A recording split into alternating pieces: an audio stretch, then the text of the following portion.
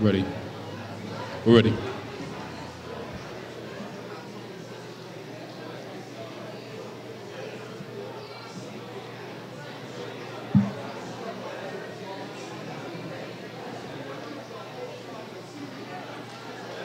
All right, family, about to begin.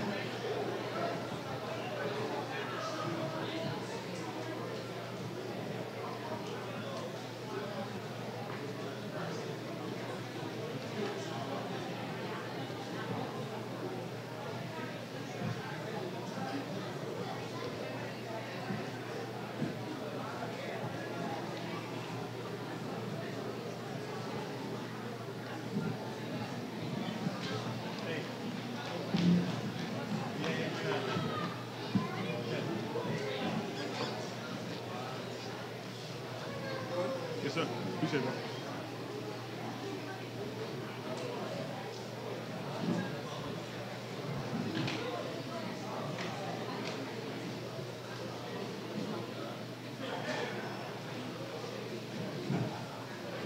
All right, Shabbat Shalom, family. All right, all right.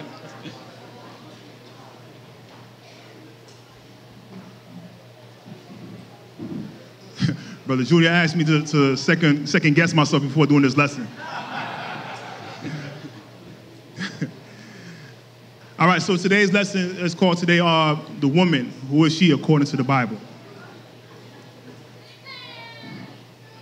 I figured I'd do this lesson because maybe I feel it's like a little overdue for to understanding who the woman is and what she's worth, right? So I'm doing this lesson because I remember some sisters asking questions regarding this, like what could I do? All these things are written in the Bible, all right? If you continue talking about them, we're going to be here till Christ comes, all right? So I figured that we could just take some time right now to understand what the scripture's talking about according to the woman, right? So the first way we're going to begin, let's begin in the beginning. The helpmate, right? So let's read. So we're in Genesis chapter 2, verse 15 to 20. And the Most High Power took the man and put him into the Garden of Eden to dress it and to keep it.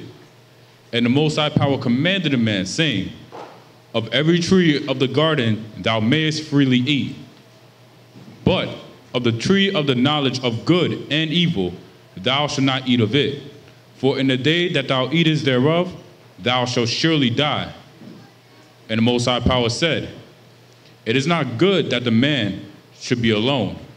I will make him an helpmeet for him. Right, so the Most High looked at all his creation, seen Adam doing all this work, and he looked at all the creation and seen that Adam was the only one that was alone. So he said, it is not good for the man to be alone. I will make him a helpmeet for him. An aid, a help, to assist. I heard somebody one time say this is part of the curse. I'm like, this is way before the curse. And this is not slavery here or servitude. It's an assistant, right, of what the man is dealing with, right? So that's what it's called, a helpmeet for him. Continue. Verse 19.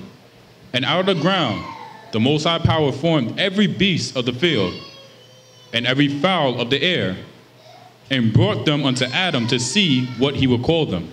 And whatsoever Adam called every living creature, that was the name thereof. Mm-hmm. And Adam gave names to all the cattle, and to the fowls of the air, and to every beast of the field. But for Adam there was not found an helpmeet for him. Right. So what is a helpmeet, right? So I say this is the best example what a helpmate is, right? So let's go and get the definition of what these two people do, right, within this flight. So right, first we have the captain, responsible for a flight crew, the flight, the crew, and the passengers, right? Checks the weather, safety, directs the co-pilot, right? We could look that in regarding a husband and wife too. Like what's this role of this man right here? So the husband is responsible for his household, responsible for the people within his household, right? Checks weather, make sure the house is in good condition. Safety, regarding safety of the household, and to direct the co-pilot. Insist on, because he is the head of the household, right? So that's what the captain is. And then we have the co-pilot, the helpmate, responsible for communication, radio, GPS. If the captain becomes ill or emergency or long flight, all duty goes to the co-pilot. So who is more important here?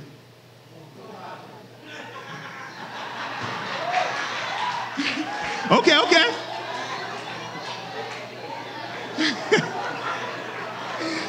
Man, the co-pilot, of course, what do you mean? Oh, man. Both are important in this flight. Both are important in this flight to assist in the whole household, right?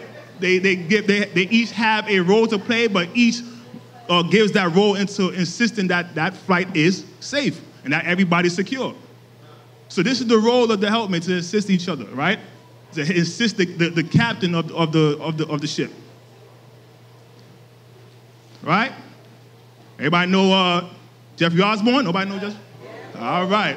So on the wings of love is the only way to fly, right? This is the way that we have to assist each other, right?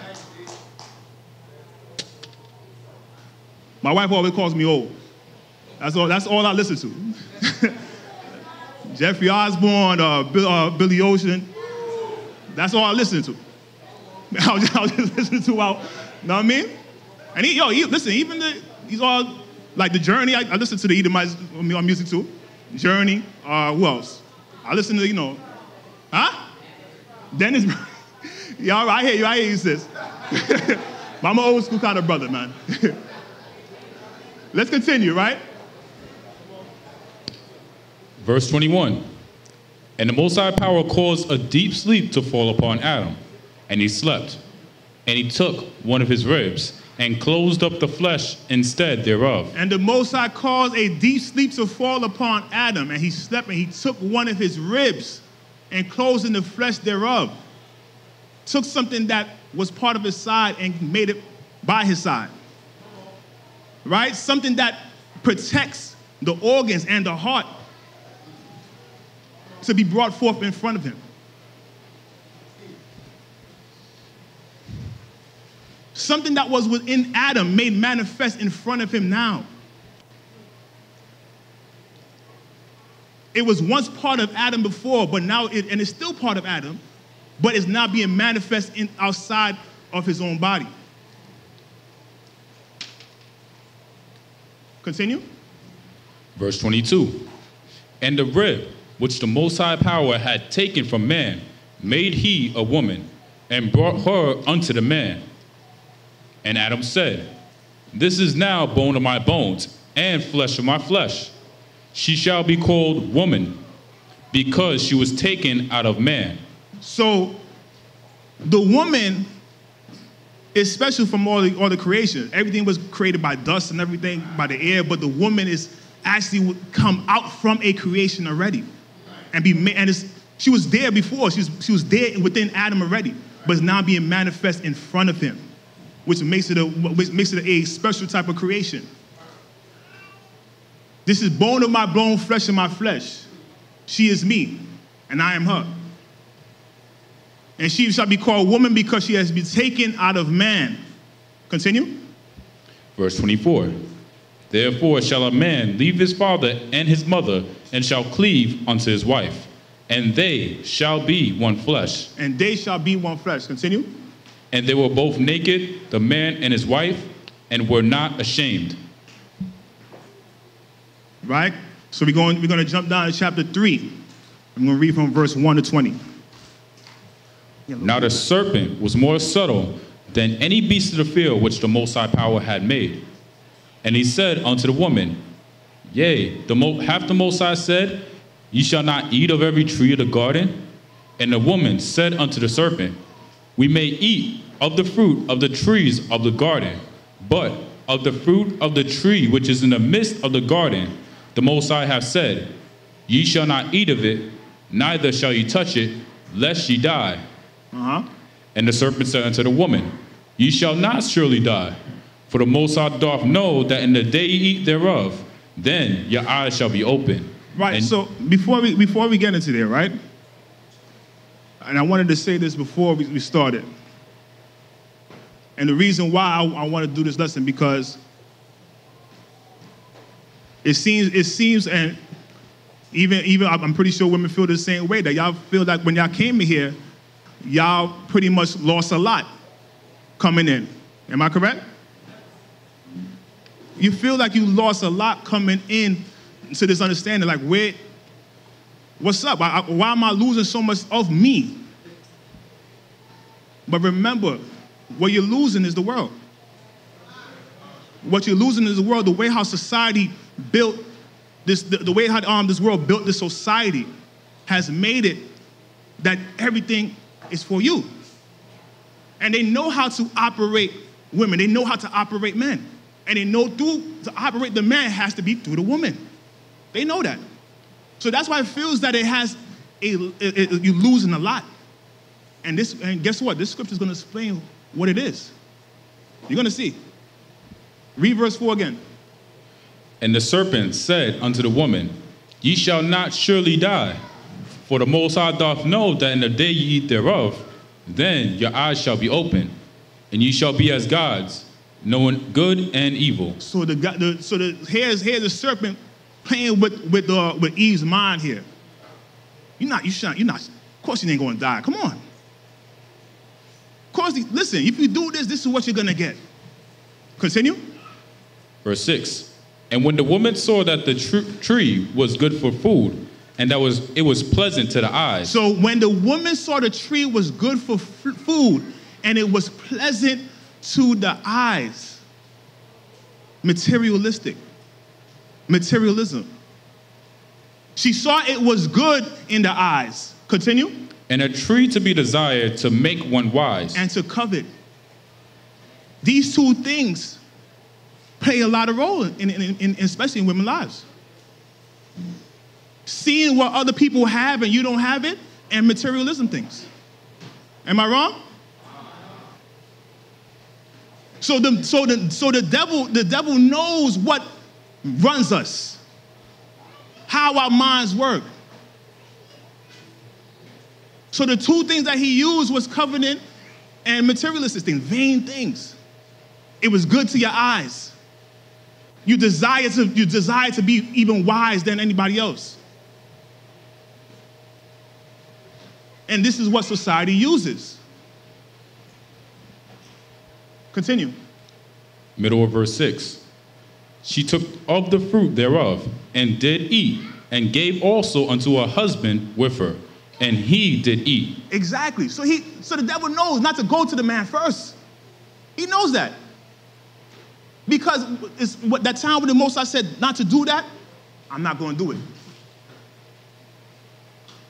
But now my flesh of my flesh, my bone of my bones, who is me? If she comes and do that, that's a way in. So the devil knew who to go to first and how it's going to end. Continue. Verse 7. And the eyes of them both were opened, and they knew that they were naked, and they sewed fig leaves together and made themselves aprons. Right, so and their eyes were open, and they knew that they were naked. And they sewed fig leaves together and made themselves aprons. They lost that light that they had and revealed their nakedness.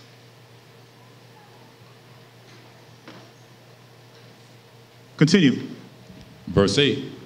And they heard the voice of the Most High Power walking in the garden in the cool of the day. And Adam and his wife hid themselves from the presence of the Most High Power amongst the trees of the garden. And the Most High Power called unto Adam and said unto him, Where art thou? And he said, I heard thy voice in the garden, and I was afraid because I was naked, and I hid myself. And he said, who told thee that thou wast naked? Hast thou eaten of the tree whereof I commanded thee that thou shouldest not eat? Right. So people look at this verse right here and say there's a problem in this verse. I thought the Most High is supposed to know everything. Why he asking him questions if he knows everything? In this passage right here, it's like talking to a child. He knows what's going on already. I want you to admit it. Who told you to eat that? Of course he knows how it happened already. By asking a child because you want them to tell the truth, to repent. So I'm asking, like, who told you that you were naked? Right? So he said, who told thee that was naked? How's that eating from the tree whereof I commanded thee that thou should not eat? Continue. Verse 12, and the man said, the woman whom thou gavest to be with me, she gave me of the tree, and I did eat. Mm-hmm. And the Most High Power said unto the woman, what is this that thou hast done? And the woman said, the serpent beguiled me, and I did eat. So what was going on here? It wasn't me. I guess Shaggy was in the garden too, right?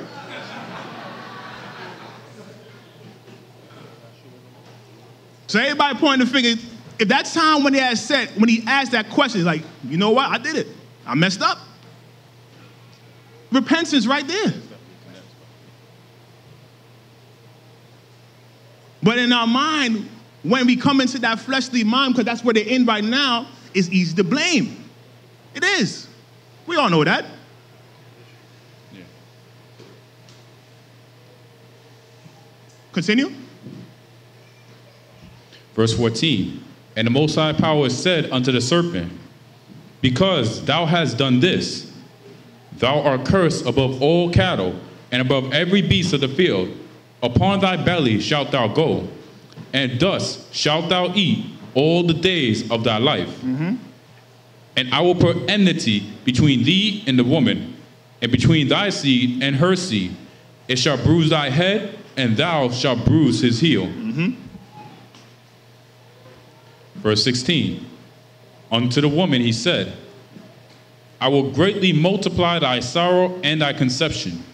In sorrow thou shalt bring forth children, and thy desire shall be to thy husband, and he shall rule over thee. Right, so it says, unto the woman I said, because of this, I will greatly multiply thy sorrow and thy conception. In sorrow thou shalt bring forth children, and desire shall be to thy husband, and he shall rule over thee. How do we know that that women are still under this? Huh? Exactly. I don't hear no women talking about that. I had the greatest time in the hospital delivering that baby. It was beautiful. You should try it, girl. Nobody do that. So we know that we're still under this curse here. So we know that this curse is still here. But guess what? This curse is not going to last. But we must be obedient. Unto the woman I will be multiplied thy sorrow and conception. In sorrow thou shalt bring forth children, and thy desire shall be to thy husband, and he shall rule over thee. So when you feel that your husband is not doing much, or is always, and Elder Rawchaa brought this out before, is never going to feel that he's not doing much at all. You feel like it by yourself.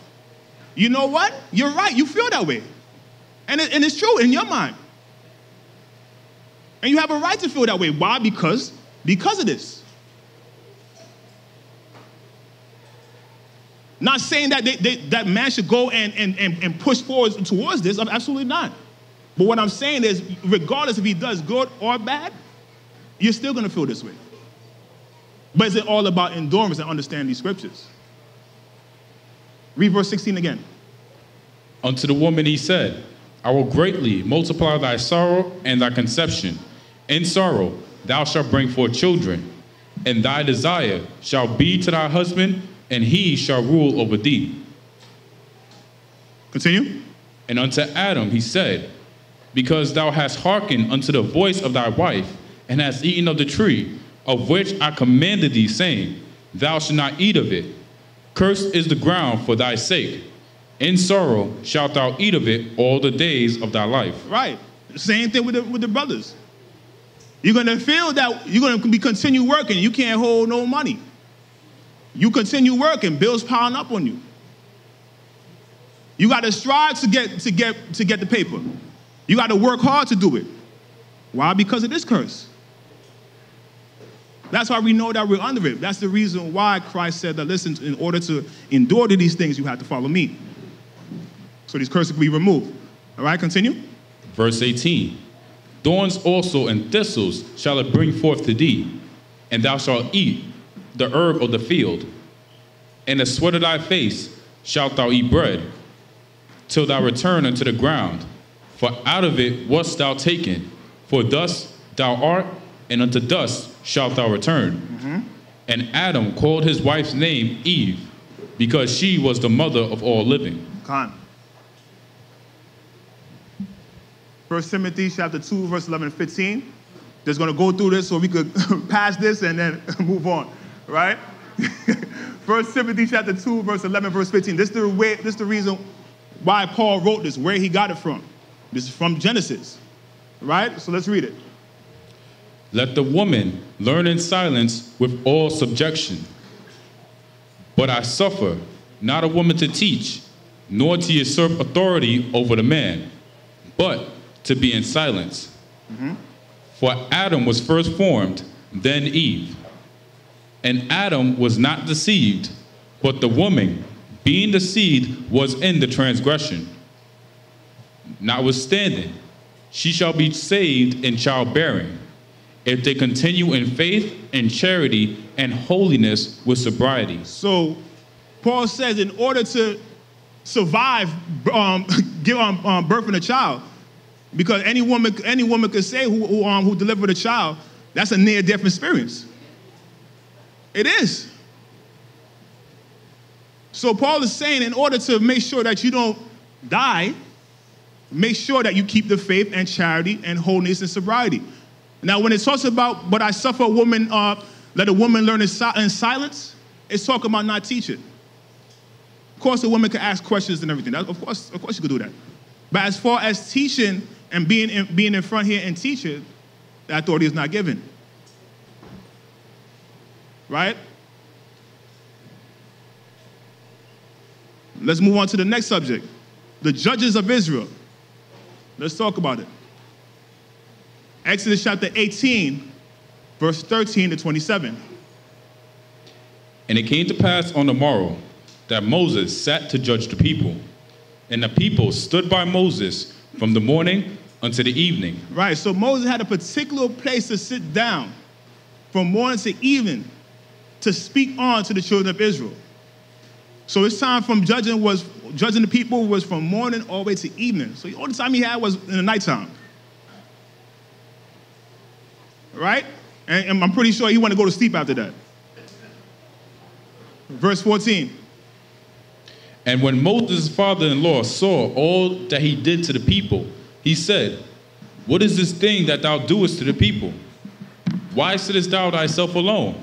And all the people stand by thee from morning unto even. And Moses said unto his father-in-law, Because the people come unto me to inquire of the Most High.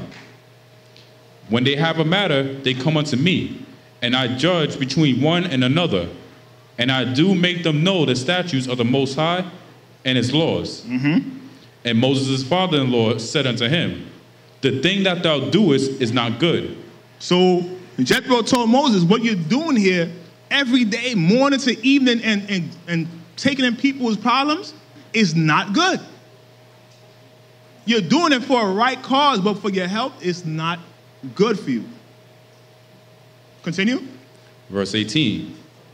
Thou wilt surely wear away. In your mind, you're gonna wear away. You're gonna be tired. You're gonna be weary of doing this thing. That you don't want to do it anymore. You're gonna become weary. Continue. Both thou and this people that is with thee. For this thing is too heavy for thee. thou art not able to perform it thyself alone. Right, you're talking about taking on thousands of people. Just came out from Egypt. Everybody got problems. Coming to Moses morning to evening about their problems. They tired, they're hungry, this, that, and the third. Moses had no time for himself. So you say you're going to get worried and the people are going to get worried about you because they're like, why I can't get Moses now? I was in line before him. You know what, forget this, I'm going back to Egypt. People are going to start getting weary in the mind. Continue. Verse 19, hearken now unto my voice. I will give thee counsel, and the Most High shall be with thee. Be thou for the people to Godward, that thou mayest bring the causes unto the Most High. And thou shalt teach them ordinances and laws, and shalt show them the way wherein they must walk, and the work that they must do. Moreover, thou shalt provide out of all the people able men. Able what? Able men. So Jethro said able men to be judges in the seat of Moses. Able men. Right? Keep that in mind. Continue. Such as fear the Most High, men of truth, hating covetousness, and place such over them to be rulers of thousands, and rulers of hundreds, rulers of fifties, and rulers of tens. And let them judge the people at all seasons. Let them be judges to the people at all seasons. Continue. And it shall be that every great matter they shall bring unto thee, but every small matter they shall judge. So shall it be easier for thyself, and they shall bear the burden with thee. If thou shalt do this thing, and the Most High command thee so, then thou shalt be able to endure. And all this people shall also go to their place in peace. So Moses hearkened to the voice of his father-in-law, and did all that he had said. And Moses chose able men out of all Israel, and made them heads over the people, rulers of thousands, rulers of hundreds, rulers of fifties, and rulers of tens. And they judged the people at all seasons. The hard causes they brought unto Moses, but every small matter they judged themselves. Right. And Moses let his father-in-law depart, and he went his way into his own land. Let's read Matthew chapter 23, verse 1 and 3. Then spake Yeshua to the multitude and to the disciples, saying, the scribes and the Pharisees sit in Moses' seat. It says the scribes and the Pharisees sit in Moses' seat. What seat they talking about? That seat that Moses was sitting from morning to evening. So, if the Pharisees and scribes were sitting in Moses' seat, what were they? Judges. They were the judges of the people. So they were sitting in Moses' seat. All men. So, where does this thing come up from with Deborah being a judge? And we're going to explain that, how that happened. What really happened in that story, because there's a lot missing in that story that we don't know about. So let's read. Verse 3. All therefore whatsoever they bid you observe, that observe and do, but do not ye after their works, for they say and do not. Absolutely. All therefore whatsoever they bid you to observe, that you would do. Because why? Because they were sitting in Moses' seat. So, right, so let's go to the book of Judges to understand the story, right? We're going to try to break down every last detail regarding the story, so we have a more clarity regarding the story, right? Judges chapter 4, verse 1 to 5. Let's read. And the children of Israel again did evil in the sight of the Lord, when Ehud was dead. And the Lord sold them into the hand of Jabin, king of Canaan, that reigned in Hazor, the captain of whose host was Sisera, which dwelt in Harosheth of the Gentiles. And the children of Israel cried unto the Lord, for he had 900 chariots of iron, and 20 years he mightily oppressed the children of Israel. And Deborah, a prophetess, the wife of Lapidoth, she judged Israel at that time. And she dwelt under the palm tree of Deborah between Ramah and Bethel in Mount Ephraim, And the children of Israel came up to her for judgment. So right. So now we read verse 4 to 5, right? It says, and Deborah the prophetess, the wife of Lepideth, she judged Israel at that time. What I'm going to show here regarding this word Lepideth, if you look at that, we're going to go into that, matter of fact, we're going to look at the word Lepideth, because that word she is connected to that word Lepideth, the husband. And we're going to explain why that word is connected to she, right? And where it says that and the children of Israel came up for a judgment is because she was the prophetess. So they come and ask her, what has the Most High told you? What is your judgment regarding what the Most High said? Right? So you keep that in mind. We're going to explain all these. Let's go into the word Lepideth, right? Right? The word Lepideth, a part of speech, is a feminine noun. A man with a feminine name. Why is this guy has a feminine name? This is actually Barak. Barak is Lepideth. The reason why he has a feminine name, my belief, when we read the story, you'll probably agree with me, it was almost as a disrespect. Calling him, because Barak means lightning. They're calling him a little torch. You're a little fire, bro, you ain't a lightning. We're going to explain why they gave him this name, right? But it's a feminine name. So when it says that she judged Israel at that time, it's talking about Barak. Barak is the judge. And we're going to explain that in the story. So the best thing to do is go into the book of Josephus. Josephus is not a spirituality book, it's a book of historical facts. Explaining what went down in those times. So Josephus explains exactly what happened in the time of Deborah and Barak.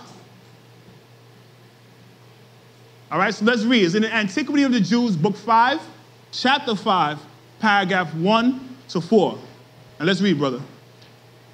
And now it was that the Israelites, taking no warning by their former misfortunes to amend their manners, and neither worshiping God nor submitting to the laws, were brought under slavery by Jabin, the king of the Canaanites, and that before they had a short breathing time after the slavery under the Moabites.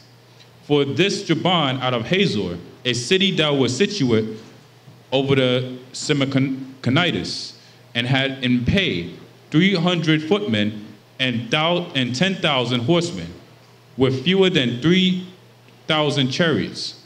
Sisera was commander of all his army, and was the principal person in the king's favor. He so sorely beat the Israelites when they fought with him that he ordered them to pay tribute. So they continued to that hardship for 20 years, as not good enough of themselves to grow wise by their misfortunes. God was willing also hereby the more to subdue their obstinacy and ingratitude towards himself. So when at length they were become penitent, and were so wise as to learn that their calamities arose from their contempt of the laws, they besought Deborah, a certain prophetess among them, which name in the Hebrew signifies a bee, to pray to God to take pity on them and not to overlook them.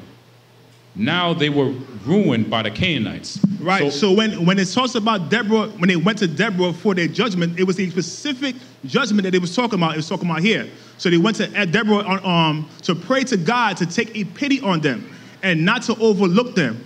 Now they were ruined by the Canaanites, right? So when Deborah heard that, this is what happened. Continue. So God granted them deliverance. So God granted them deliverance. Now we got to see if would deliverance come out from Deborah or was supposed to come out from Barak. Let's read. Read that again. So the Most High. Read that again. So the Most High granted them deliverance and chose them a general, Barak. So the Most High chose the general. When you look in the book of Judges, those who took us away from captivity and from certain places, those who were considered to be the judges. So the Most High chose Barak as a judge to do so, to deliver them out of this, right? Continue. One that was of the tribe of Naphtali, Now Barak in the Hebrew tongue signifies lightning. Right? So his name represents lightning. I believe in this next one is going to show why I believe that his name was changed from lightning to little flame. Right? Let's read. So Deborah sent for Barak and bade him choose out 10,000 young men to go against the enemy, because the Most High had said that the number was sufficient and promised them victory. So Deborah went to him and said, listen, the Most High needs you to do this. This is your victory. You need to go and do this. The Most High has chosen you. Continue. But when Barak said that he would not be the general unless she would also go as a general with him. So Barak says that, listen, if you're not going to come with me, I'm not going to go either. Now in Judges, it sounds very sweet, like, oh, you know, I don't want to leave my wife here. When I read this, I'm like, yeah, this is a Israelite couple right here now, right? So let's read that again. But when Barak said that he would not be the general unless she would also go as a general with him. I will not be a judge unless you be a judge with me. What? Let's hear Deborah's answer to that, right? Continue. She had indignation at what he said. She was pissed off on what he said on that matter. Pissed off. You bugging. What are you doing? What? And what she said? Thou, O Barak, deliver us up meanly. You have delivered this up meanly. So I'm assuming that he went like, listen, I ain't getting killed out there. If I'm going to get killed out there, you won't get killed out there with me. You bugging. So she said, you have delivered up this thing meanly. Continue. That authority which God hath given thee. That authority that God has given you, Barak. Continue. Into the hand of a woman. Into the hand of a woman. You have given this authority to a woman. What are you doing? She was pissed off at that. But what she said? And I do not reject it. You know what? I'm going to take that. Listen, no. I'm going to take it. I'm not going to reject this authority that you've given me. Continue. So they collected. So stop right there. So it says, she says, deliver up this immediate authority which the Most High have given thee into the hand of a woman, and I do not reject it. Let's go to the next slide real quick. So we can understand what it's talking about, right? Matter of fact, go back. I'm sorry.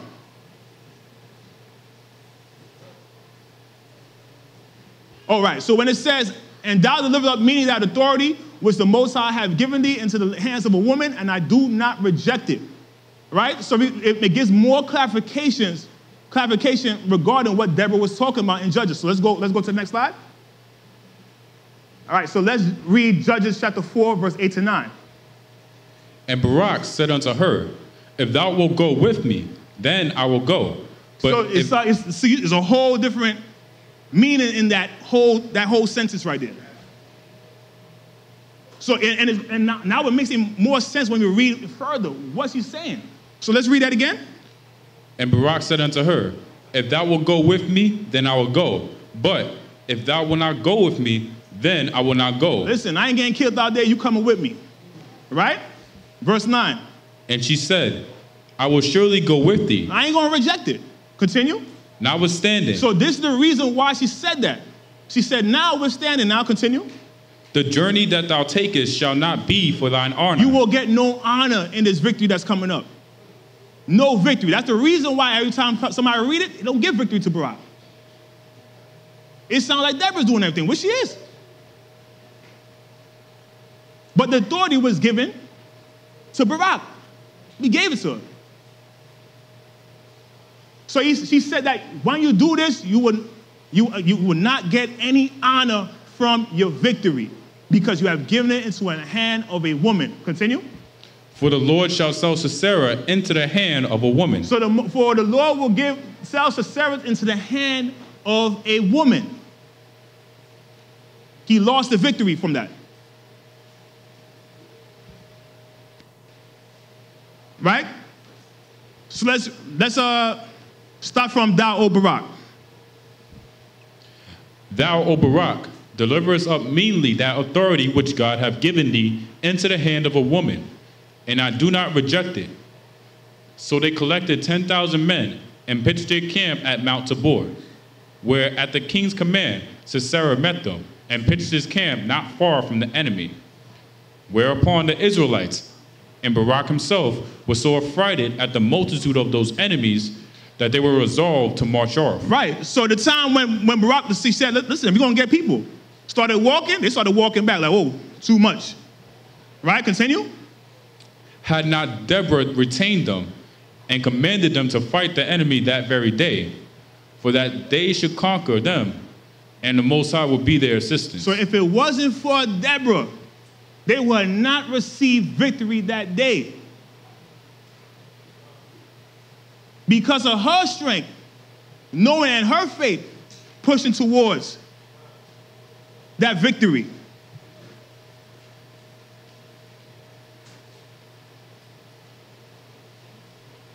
Continue. Paragraph 4. So the battle began, and when they would come to a close fight, there came down from heaven a great storm with a vast quantity of rain and hail.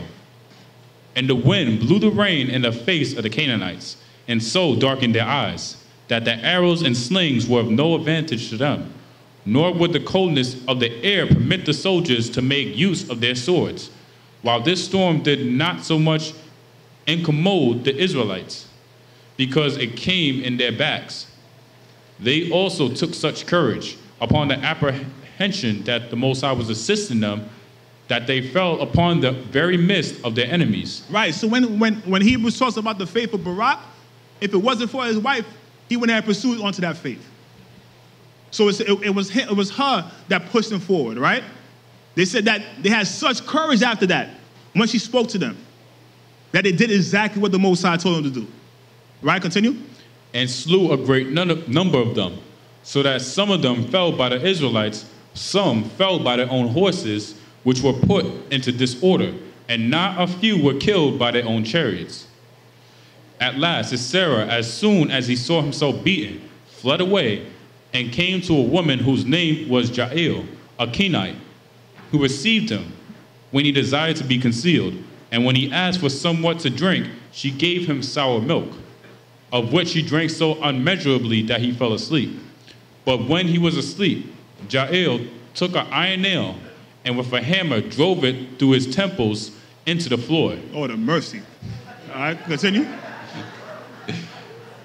And when Barak came a little afterward, she showed Sisera. She didn't even hit it halfway, went all the way through the floor. Crazy. All right, go continue.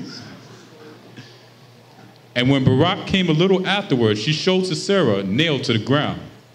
And thus was this victory gained by a woman, as Deborah had foretold. So the victory didn't go to Deborah, it didn't go to Barak, it went to another woman. As Deborah foretold, she said that your victory will go to a woman, because when you fight in battle, the general has to go after the other general. And that will be your victory, because he cannot go and put any armies back together.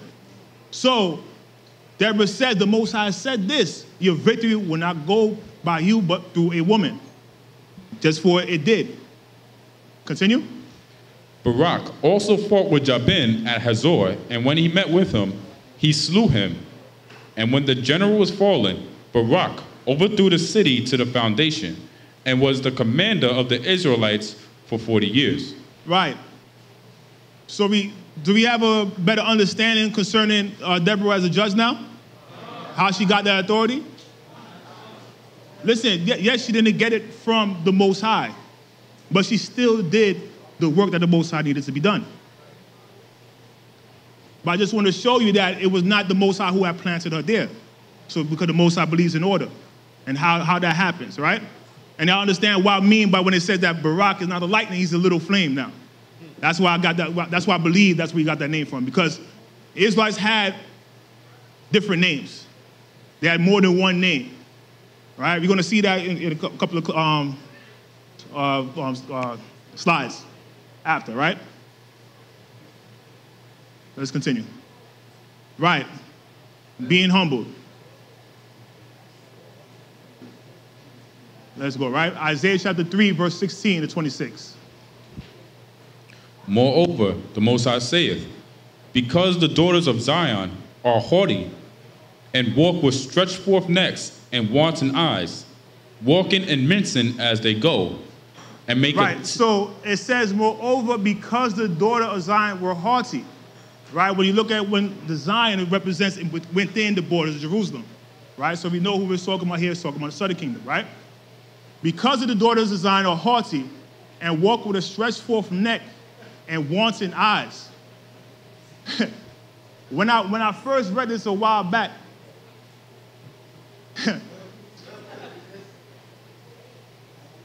there's a word I guess the new kids using right now, right? It's what, ratchet? Right? Yeah, she ratchet. Right? I said that right? Ratchet, right? Before that word, people used to call, so certain people act that way, birds. And you know the reason why they call certain women, and you should not call women that if they have that spirit. I just want to let y'all know that as well. The reason why they use that, because every time they talk, it's just like the neck movement. Stretched forth neck. And when you read, and I had to look at all this stuff, when I looked at Urban Dictionary, I just wanted to see exactly what people wrote. And it described the same manner. So it's nothing new under the sun, brothers and sisters. So if you're dealing with that type of spirit, understand that it falls under that word, haughty. Right? So let's read again. Moreover, the Most High saith, because the daughters of Zion are haughty, and walk with stretched forth necks and wanton eyes, walking and mincing as they go, and make a tinkling with their feet. Therefore the Lord will smite with a scab the crown of the head of the daughters of Zion, and the Lord will discover their secret parts. Right. In that day, the Most High will take away the bravery of their tinkling ornaments about their feet, and their caws, and their round tires like the moon, the chains, and the bracelets, and the mufflers, the bonnets, and the ornaments of the legs, and the headbands, and the tablets, and the earrings. Right. So it says, moreover, the Lord said, because the daughters of Zion are haughty and walk with a stretched forth neck and wanton eyes, walking and mincing as they go, making a tinkling of their feet. Therefore the Lord will smite the scab of the head of the daughters of Zion, and the Lord will discover their secret parts. Me personally, I don't believe that all Southern Kingdom women were cursed with this. It's only for those who are haughty. And this is what happens. Because what the scripture says, moreover, the Lord said, because the daughters of Zion are haughty. Not because of anything else, because of their haughtiness. They walk with a stretched forth neck and wanton eyes, and making a tinkling of their feet. Mary Magdalene was from the tribe of Levi. That's what I believe. She had long hair to wipe down Christ's feet. So I don't believe that it's all Southern Kingdom that suffer from that. It's only them who follow in the haughtiness. So now you have a mother giving the same type of lifestyle she giving to her daughter. It's going to be a continual generation. Because I'm gonna tell you something what a sister said on the radio station. She said that her hair was not growing at all. But she said she changed her lifestyle, removed all that haughtiness from her, and then her hair started growing, and her daughter's hair started growing. Because she started teaching her children the right way. So it's not a curse of forever on you. It's a curse for getting away from that spirit. Agree or disagree?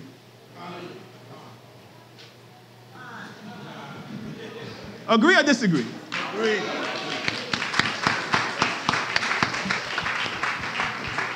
The Most High is not going to do something to you just because he don't like you. He's doing it for a reason.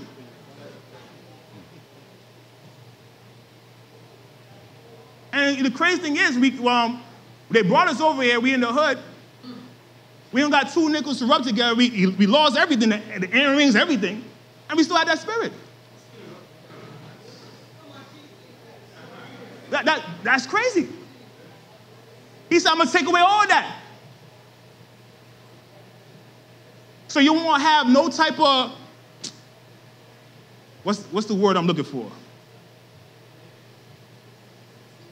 Self-esteem. I'm going to take away the earrings and everything. Hit your scab, the scab of your head, because I want you to come back to me. That's it. That's it.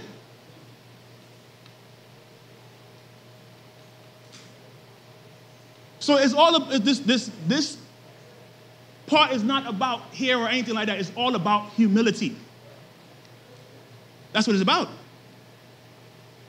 And if it's not for you, let it be for your daughter. Continue. Verse 21. The rings and the nose jewels, the changeable suits of apparel, and the mantles, and the wimples, and the crisping pins, the glasses. So you can see Israel's sisters walking around looking like a jewelry store, man. It sounds like the ice cream truck coming around. Oh, is that sister walking around missing the gold? Ting, ding, ding, ding, ding.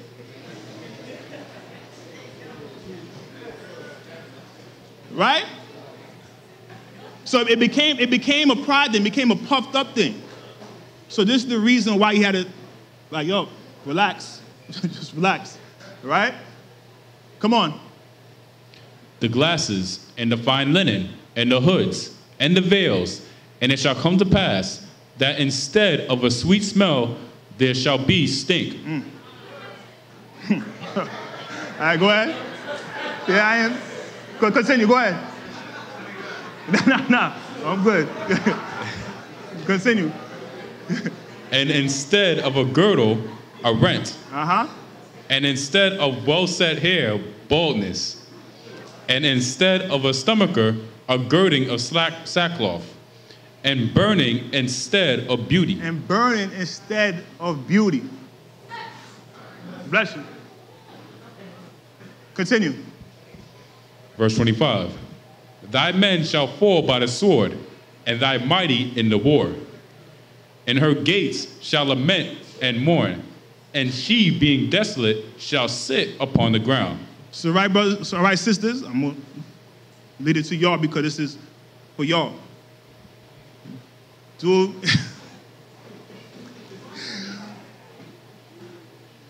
you understand what the scriptures are saying? It's not me. It's what the scriptures talking about is humility.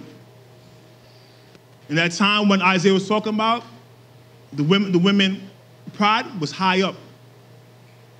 The Most High said that the sisters need to calm down. And that's not even only what Isaiah was saying. We could go in the New Testament and talks about the same thing.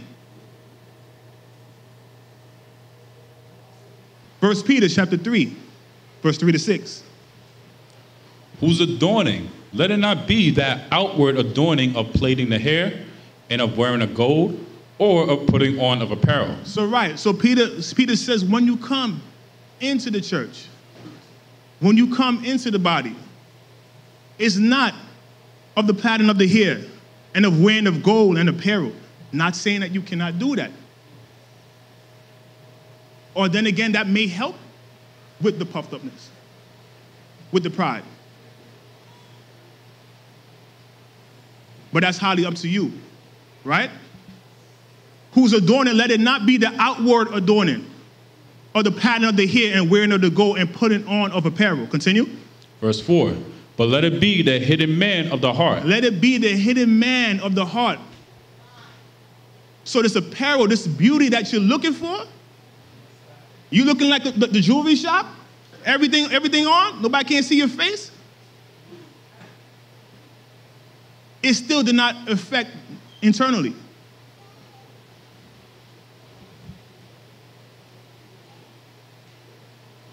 Let it not be the outward adorning of the pattern of the hair and of wearing the gold or putting of an apparel, but let it be the hidden man of the heart.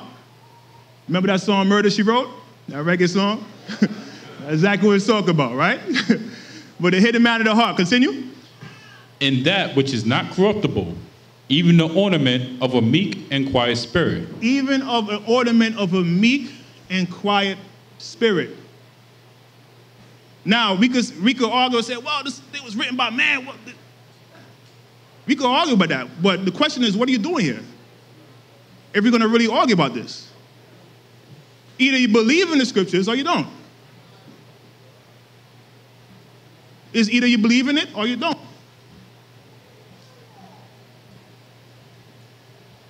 Even the ornament of a meek and quiet spirit. Does that mean not to talk? Absolutely not. It's not mean not to talk.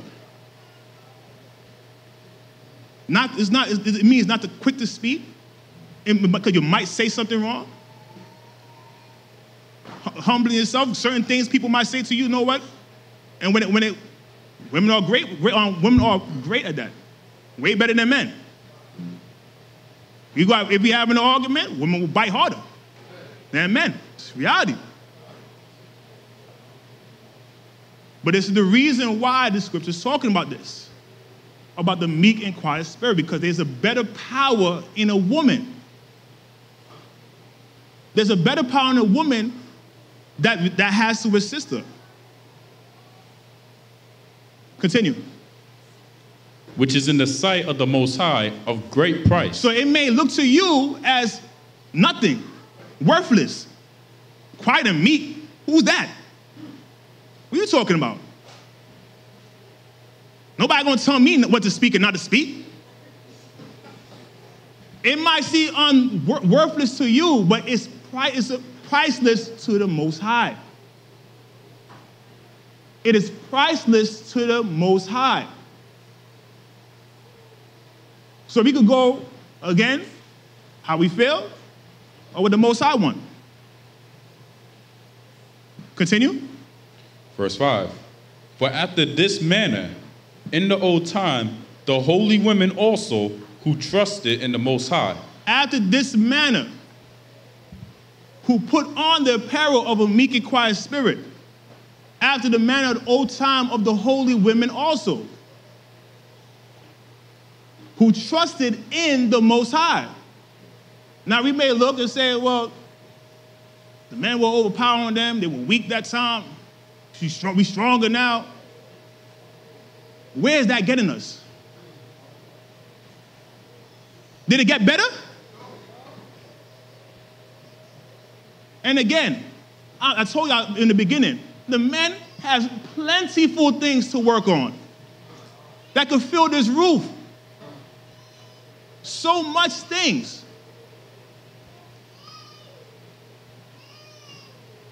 That we have to do. So I'm not saying that it's only on you. But what I'm saying is we had to find that balance. Continue. Adorn themselves, being in subjection unto their own husbands. For after this manner, in the old time, the holy women also who trusted in the Most High adorned themselves. Inward appearance, not the outward. Adorn themselves, being subject to their own husbands. Continue. Verse 6. Even as Sarah obeyed Abraham. Even as Sarah obeyed Abraham. Everybody in the scriptures talked about how beautiful Sarah was. How beautiful. She was 90-something years old. Everybody like, wow, that's your wife? And guess where that beauty came up from? Majority of the time within. Her character, the way how she presented herself, that's what made her even more beautiful than anybody else. She didn't wear no jewelry and all that stuff. That's great and all. But her inward appearance was more beautified.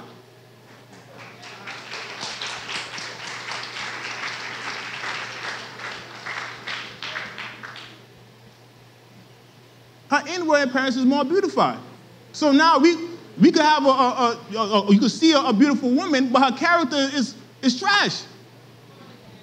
Who that? You start talking to me, you ugly to me. I don't know who you're talking to.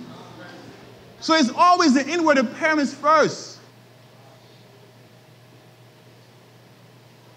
Verse 5 again. For after this manner in the old time, the holy women also, who trusted in the Most High, adorned themselves, being in subjection unto their own husbands. Trusted in the Most High. It's going to explain why you should need to trust in the Most High when you're dealing with your husband. Right? Continue. Even as Sarah obeyed Abraham, calling him Lord, whose daughters ye are, as long as ye do well. Whose daughters each and every one of you are, as long as you do well. Continue. And are not afraid with any amazement. And not afraid with any amazement. What does that mean there? What it's talking about is scared of losing yourself. Losing yourself. I gotta submit to this guy?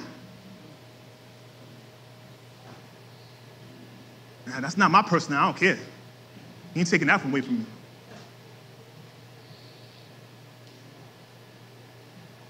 Do not be afraid, because why? It says, for after the manner of the old times of the holy women also who?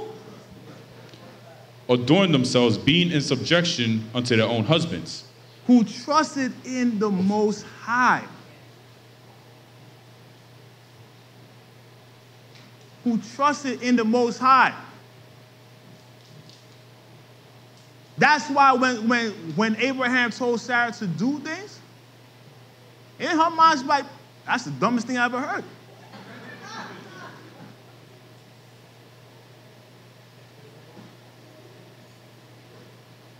But she was not afraid with any amazements. Let's give an example, right?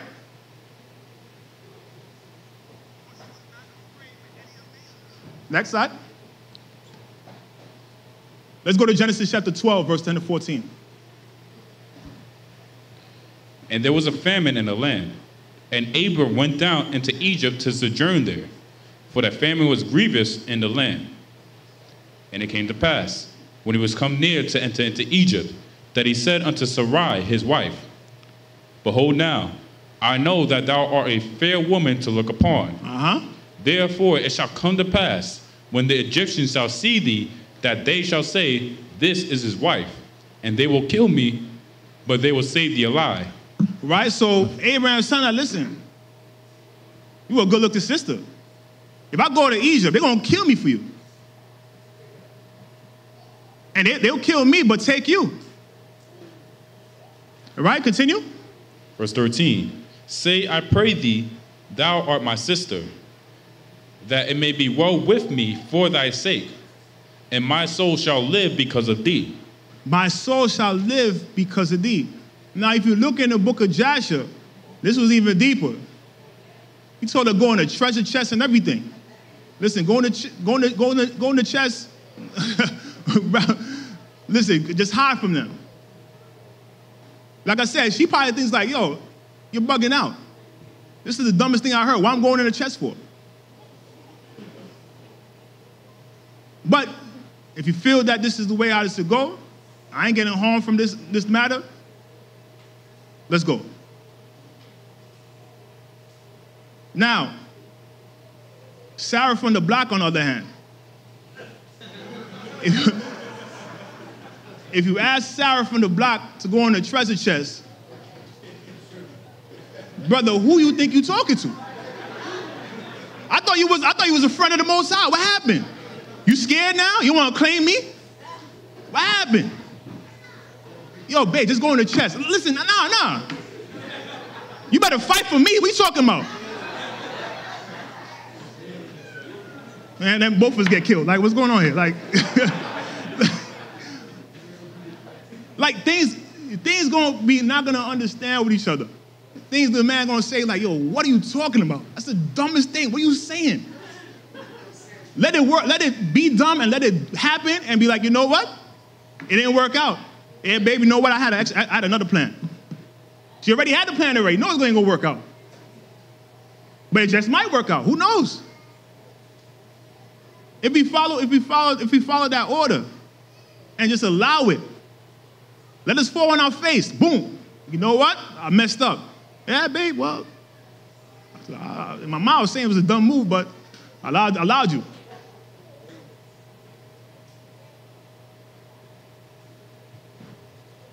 Who adornment as Sarah. Adornment as the old women in old times.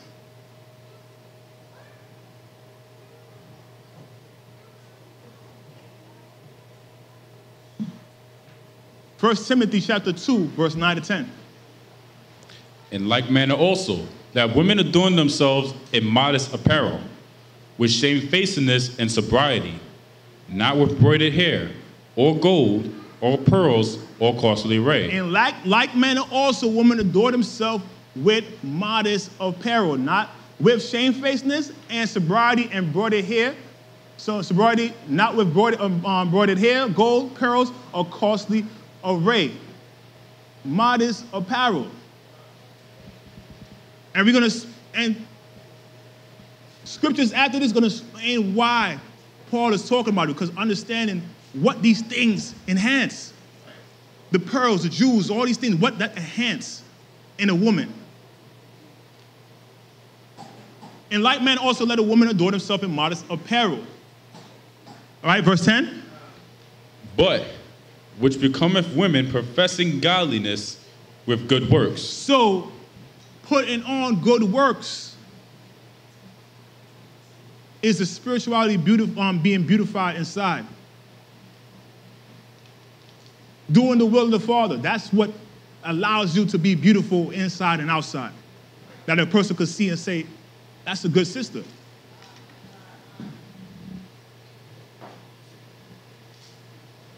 Guess what? You could look like what the scripture said, look like Leah. And you have a good personality, that beauty will come outside. And that brother will see.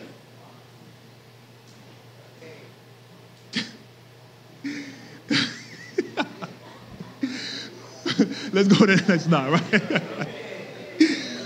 Now, y'all understand what I'm saying, though?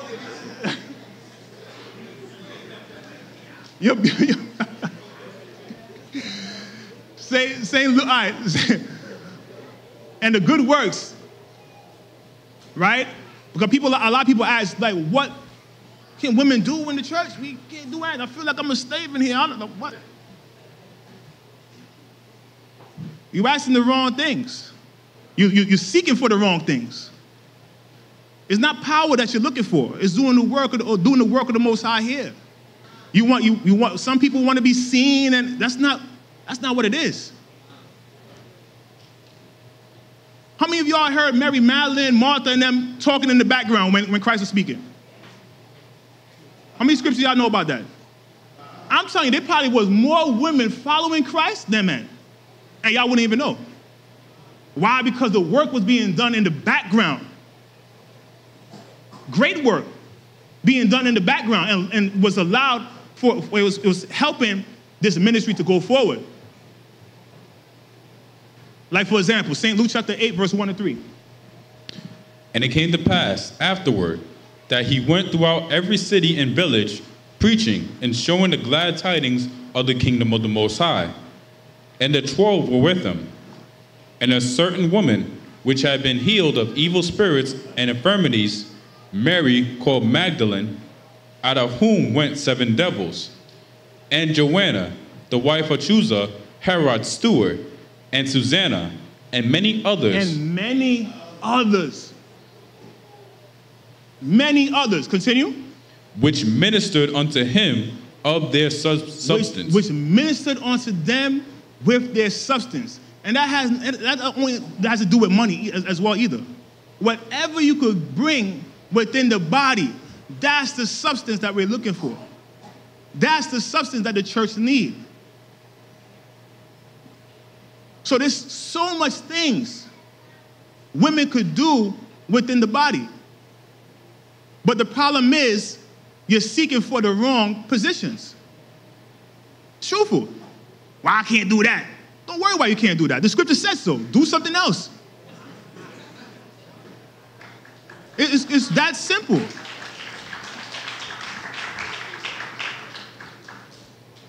So we're arguing about certain things, but there's so much to do, sisters. There's so much to do.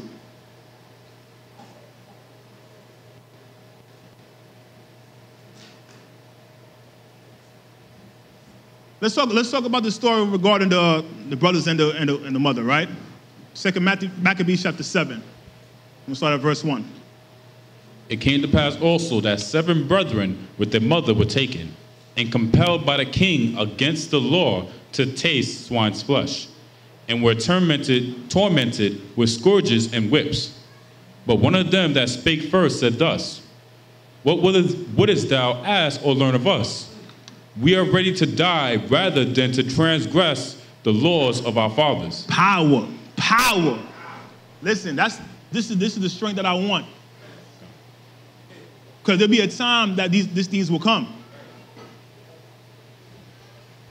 Will be a time that these things will come, and we have to need to have these power. I'd rather to die than to transgress the Father's laws. Continue.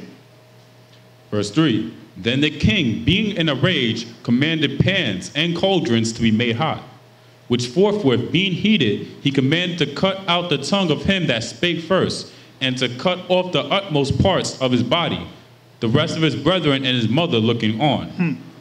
Now when he was thus maimed in all his members. So now you have a mother looking at a child, tongue being cut off, ligaments being removed, and just watching that. Continue. He commanded him, being yet alive, to be brought to the fire, and to be fried in the pan.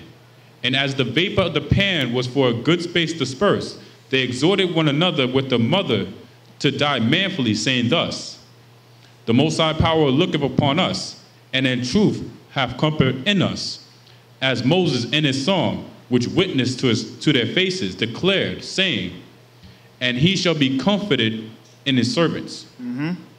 So when the first was dead after this number, they brought the second to make him a mocking stock. And when they had pulled off the skin of his head with their hair, they asked him, Wilt thou eat before thou be punished throughout every member of thy body?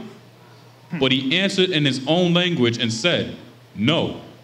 Wherefore he also received the next torment in order, as the former did. That's a lot. Right? Verse 9. And when he was at the last gasp, he said, Thou, like a fury, takest us out of this present life. But the King of the world shall raise us up, who have died for his laws, unto everlasting life.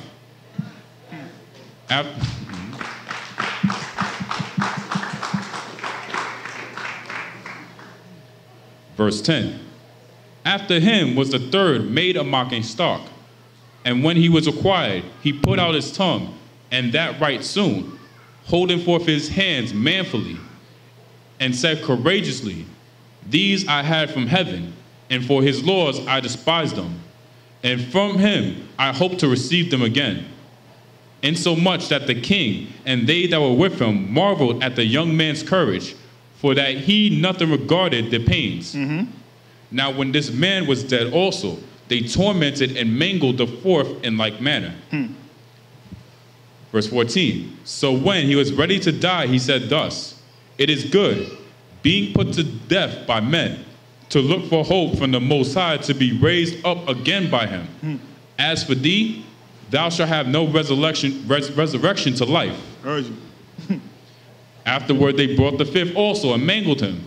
Then looked he unto the king and said, Thou hast power over men. Thou art corruptible. Thou doest what thou wilt. Yet think not that our nation is forsaken of the Most High. But abide a while and behold his great power, and how he will torment thee and thy seed. Verse 18. After him also they brought the sixth, who being ready to die said, Be not deceived with our cause, for we suffer these things for ourselves, having sinned against our power. Therefore marvelous things are done unto us. Right. So we have the one thing we have to understand and humble ourselves to is to understand the reason why we in this condition is because of us. Using these other nations as a belt is nothing. Understanding who's beating us is what we have to really understand. So understand that we forget about other nations and all this other stuff. We have to get corrected, right? Continue.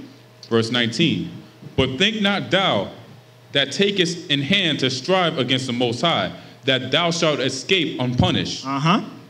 But we have to understand that they will not escape that as well. Because if you read in the Testament of Naphtali, the appendix section, right? It speaks about that. Matter of fact, excuse me, in the book of Enoch. When you read in the book of Enoch, there's a section when Enoch was dreaming. Not dreaming, excuse me. He was seeing something when Christ was speaking to the angels, to the 70, and he told them to go and torment the Israelites. But when the 70 went there, they killed more than what they're supposed to do. So they had a hate for Israelites. So what you're seeing here, Christ saying, go out and destroy as much people that you can, but the other angels ODing, doing too much that they were supposed to do, right? So they won't escape that punishment. Those 70 shepherds or 70 angels, right? Continue. Verse 20. But the mother was marvelous above all, and worthy of honorable memory. For when she saw her 7 sons slain within a space of 1 day, she bare it with good courage, because of the hopes that she had in the Lord. So check that out. She's seeing all her children just dying right in front of her. You would think that she would try to save that last one. Like, gotta do it, just eat the pork. Don't worry about it. Here's the courage of a woman, of a mother, making sure that her child's going on the right path. Right? Continue. Verse 21. Yea, she exhorted every one of them in her own language, filled with courageous spirits, and stirred up her womanish thoughts with a manly stomach. So she put away the womanly thoughts. The whole mother, listen, give my child, don't hurt her. Don't hurt him. Put away that and came with courage out of her stomach. Right? Continue. She said unto them, I cannot tell how ye came into my womb, for I neither gave you breath nor life, neither was it I that formed the members of every one of you. Continue. Verse 23. But doubtless the creator of the world, who formed the generation of man and found out the beginning of all things, will also of his own mercy give you breath and life again, as ye now regard not your own selves for his law's sake. Now Antiochus, thinking himself despised and suspecting it to be a reproachful speech, whilst the youngest was yet alive, did not only exhort him by words, but also assured him with oaths that he would make him both a rich and happy man, if he would turn from the laws of his fathers, and that also he would take him for his friend and trust him with affairs. But when the young man would in no case hearken unto him, the king called his mother and exhorted her that she would counsel the young man to save his life. And when he had exhorted her with many words, she promised him that she would counsel her son. But she bound herself toward him, laughing the cruel tyrant to scorn, spake in a country language on this manner. O my son, have pity upon me that bare thee 9 months in my womb, and gave thee such 3 years, and nourished thee, and brought thee up unto this age, and endured the troubles of education. So she said that, yeah, no problem, I'll counsel him. As a woman, she's comforting her child to continue going on, because that's her power, right? She's talking to her youngest child now. Continue. Verse 28. I beseech thee, my son, look upon the heaven and the earth, and all that is therein, and consider that the Most High made them of things that were not, and so is mankind made likewise. Fear not this tormentor, but being worthy of thy brethren, take thy death, that I may receive thee again in mercy with thy brethren. While she was yet speaking these words, the young man said, Whom wait ye for? I will not obey the king's commandment, but I will obey the commandment of the Lord that was given unto our fathers by Moses. And thou, that hast been the author of all mischief against the Hebrews, shall not escape the hands of the Most High. For we suffer because of our sins. And though the living Lord be angry with us a little while for our chastening and correction, yet shall he be at one again with his servants. But thou, O godless man, and of all other most wicked, be not lifted up with our cause, nor puffed up with uncertain hopes, lifting up thy hand against the servants of the Most High. For thou hast not yet escaped the judgment of the Almighty Power, who seeth all things. Praise the Most High. You see the comfort of the mother allow that child to have strength. The hearing of the mother's voice comfort him for these things. Right? Because the mother has a more comforting voice. It's reality. All right? The power of beauty. So let's read. We're going to the book of Judith now. Concerning the power of beauty. Let's read Judith chapter 8, verse 1 to 8. Now at that time, Judith heard thereof, which was the daughter of Merari, the son of Ox, the son of Joseph, the son of Ozel, the son of Elsia, the son of Ananias, the son of Gideon, the son of Raphaim, the son of Achitho, the son of Eliu, the son of Eliab, the son of Nathaniel, the son of Samael, the son of Salasadal, the son of Israel. Right. So we have the son of Israel here, whose name is Salasadal. Now, we never heard that name before written down concerning Jacob's children, knowing that Israel has, Israelites have more than one name. People gave people other names. When I looked at that, or I looked at that word in the Greek, and I tried to put it translate it in on Google, it says one who is rude, right? You want to see who that is, right? Verse 2.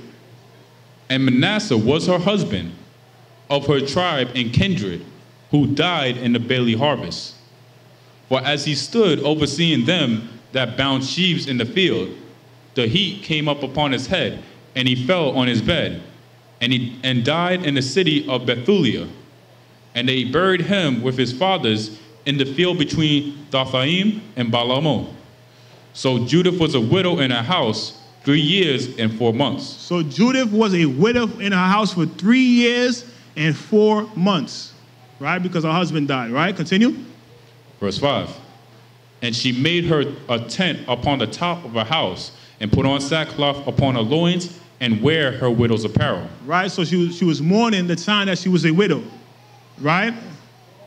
3 years and 4 months. Continue. Verse 6. And she fasted all the days of her widowhood. Right, so it says that she fasted 3 years and 4 months. But it says she fasted all the days of her widowhood. Elder Gabar explained this as well too. How did she do that? How did Christ do that? Why does it say that you cannot fast on the Shabbats and the new moons or the feast days, but yet she's doing it 3 years, all the days of her life, and Christ did it 40 days, the 40 nights. How is that possible? And this explains it, right? So read verse 6 again.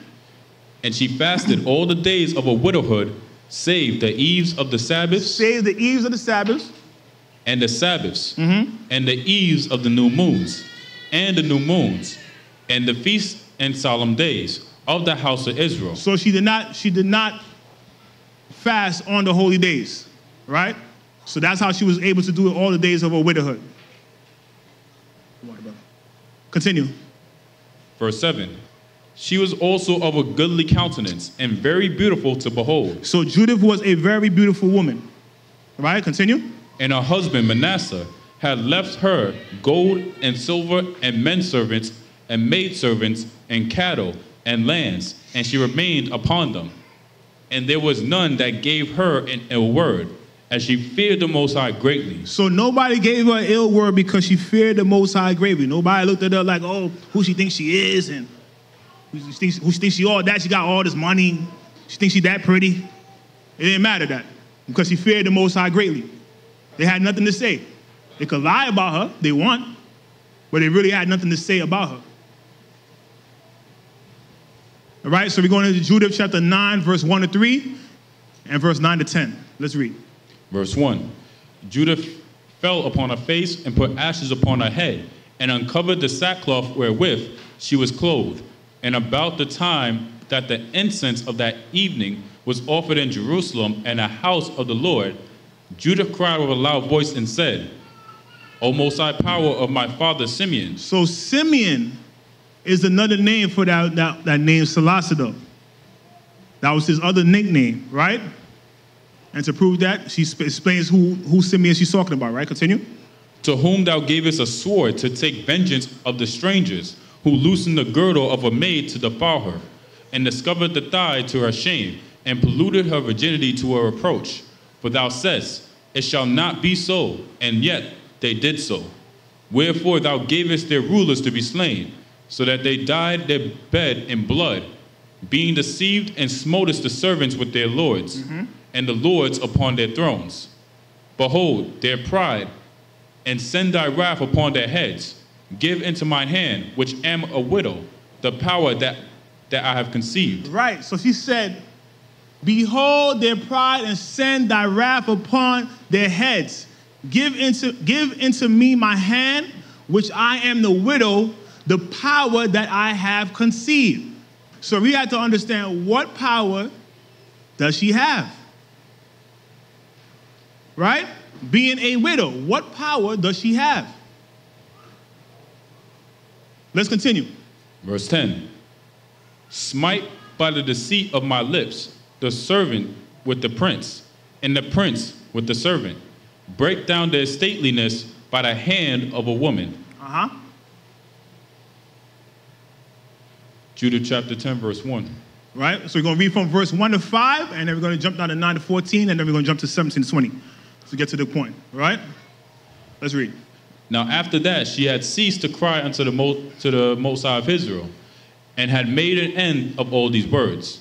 She rose where she had fallen down, and called her maid, and went down into the house in the which she abode in the Sabbath days and in her feast days, and pulled off the sackcloth which she had on, and put off the garments of a widowhood, and washed her body all over with water, and anointed herself with precious ointment, and braided the hair of her head, and put on a tire upon it, and put on her garments of gladness, wherewith she was clad during the life of Manasseh her husband.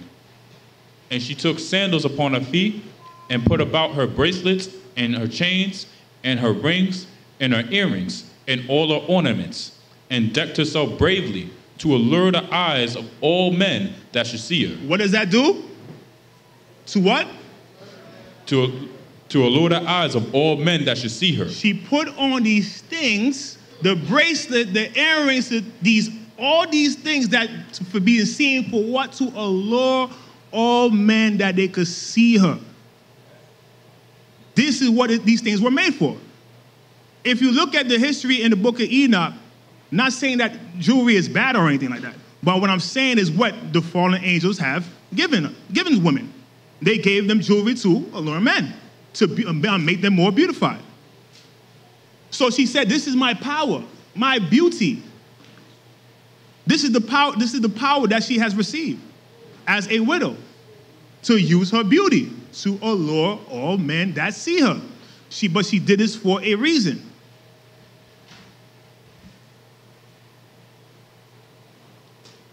Right? Continue. Verse 5. Then she gave her maid a bottle of wine and a cruse of oil, and filled the bag with parched corn and lumps of figs, and with fine bread. So she folded all these things together and laid them upon her. Right? Verse 9. And she said unto them, command the gates of the city to be opened unto me, that I may go forth to accomplish the things whereof ye have spoken with me. So they commanded the young men to open unto her as she had spoken. And when they had done so, Judith went out, she and her maid with her. And the men of the city looked after her, until she was gone down the mountain, until she had passed the valley, and could see her no more. Thus they went straight forth in the valley, and the first watch of the Assyrians met her, and took her, and asked her, Of what people art thou? And whence comest thou? And whither goest thou? And she said, I am a woman of the Hebrews, and am fled from them, for they shall be given you to be consumed. And I am coming before Holofernes, the chief captain of your army, to declare words of truth, and I will show him a way whereby he shall go, and win all the hill country, without losing the body or life of any one of his men. Now when the men heard her words, and beheld her countenance, they wondered greatly at her beauty, and said unto her. Continue. Verse 17. Then said Holofernes unto her, drink now, and be merry with us. So Judah said, I will drink now, my lord, because my life is magnified in me this day more than all the days since I was born. You don't even know what she's talking about. He's like, oh yeah? Man, I feel good. All right, continue. Verse 19. Then she took and ate and drank before him what her maid had prepared.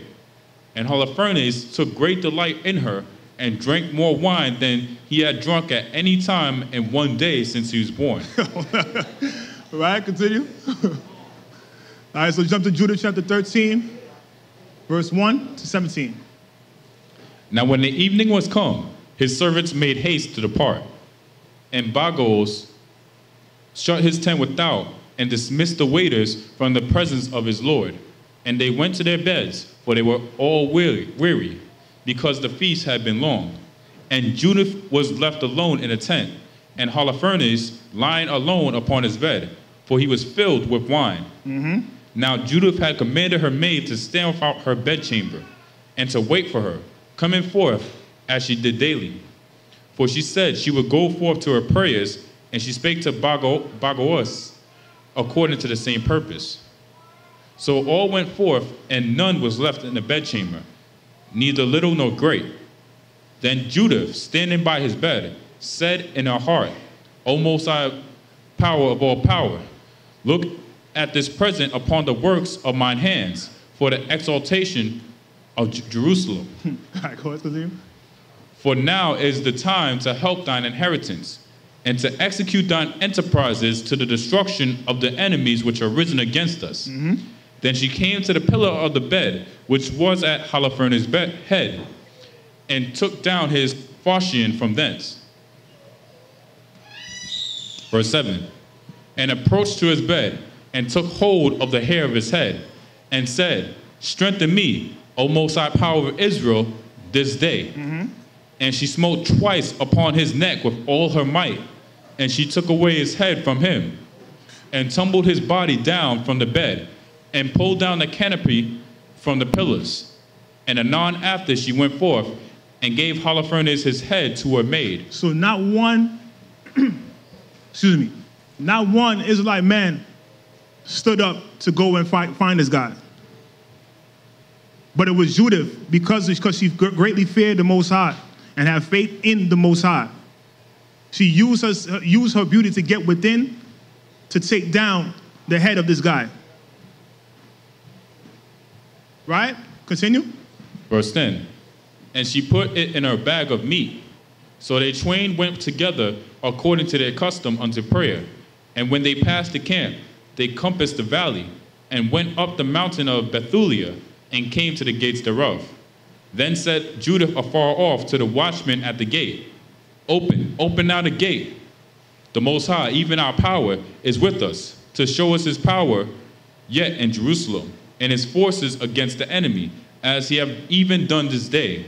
Now when the men of her city heard her voice, they made haste to go down to the gate of their city, and they called the elders of the city. And then they ran all together, both small and great, for it was strange unto them that she was come. So they opened the gate and received them, and made a fire for a light, and stood round about them. Verse 14. Then she said to them with a loud voice, praise the Most High, praise the Most High, I say, for he hath not taken away his mercy from the house of Israel, but hath destroyed our enemies by mine hands this night. So she took the head out of the bag and shewed it, and said unto them, behold, the head of Holofernes. the chief captain of the army of Assur. And behold, the canopy, wherein he did lie in his drunkenness, and the Lord had smitten him by the hand of a woman. So there'll be a time that when certain the men are weak, the woman will have strength. It will be that time. Because why? That's what you call the helpmate. When there's no strength, that's when the strength is needed. When it seems that it's impossible to do, that's when the helpmate is needed.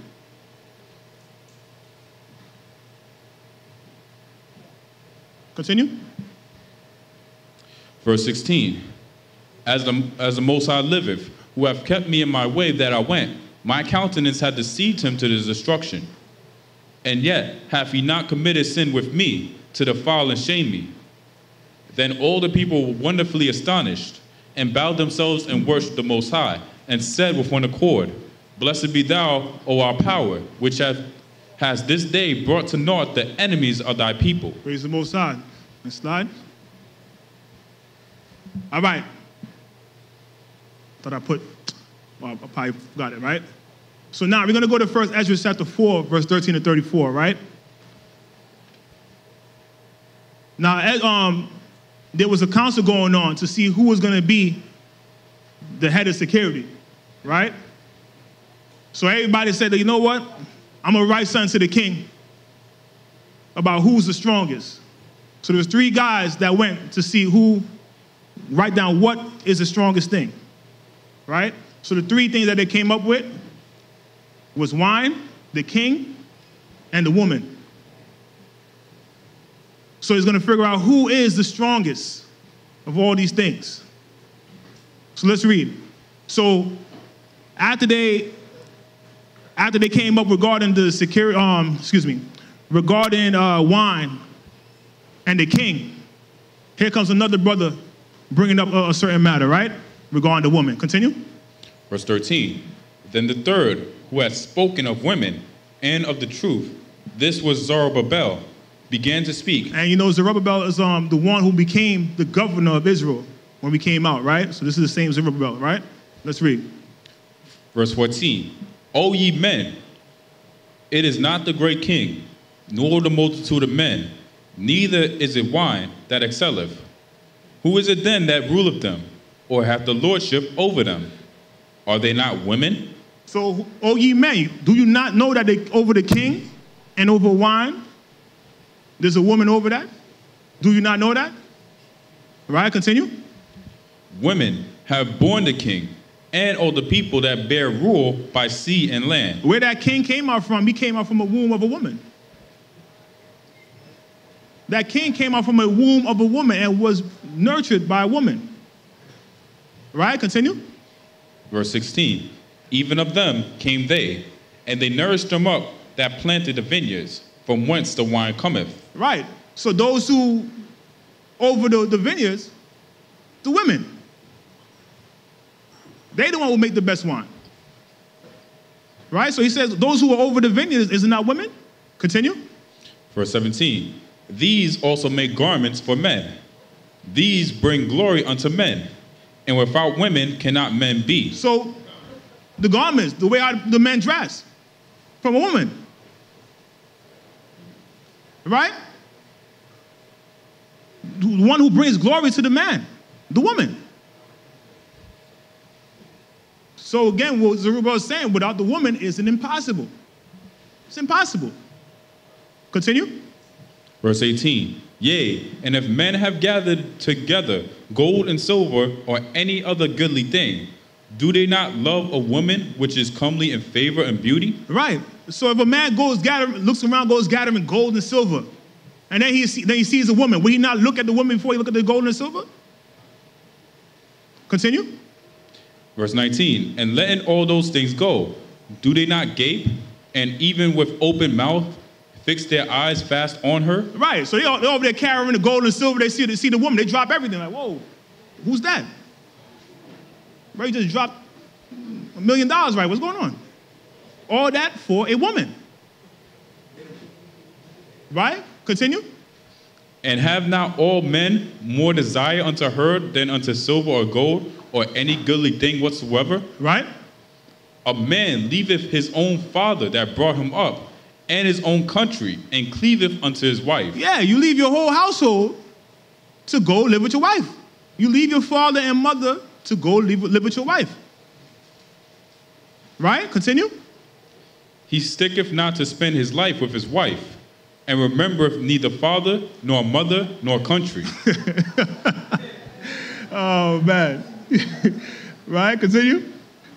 Verse 22. By this also you must know that women have dominion. You gotta remember, they ain't got no phone calls, no internet, no WhatsApp, nothing. Just like, yo, bro, I see you in like 10 years. What's going on? Got like 8 kids. You didn't write to me. Remember neither father, nor mother, nor country, right? Verse 22. By this also you must know that women have dominion over you. Do ye not labor and toil and give and bring all to the woman? Right. Do you not do that?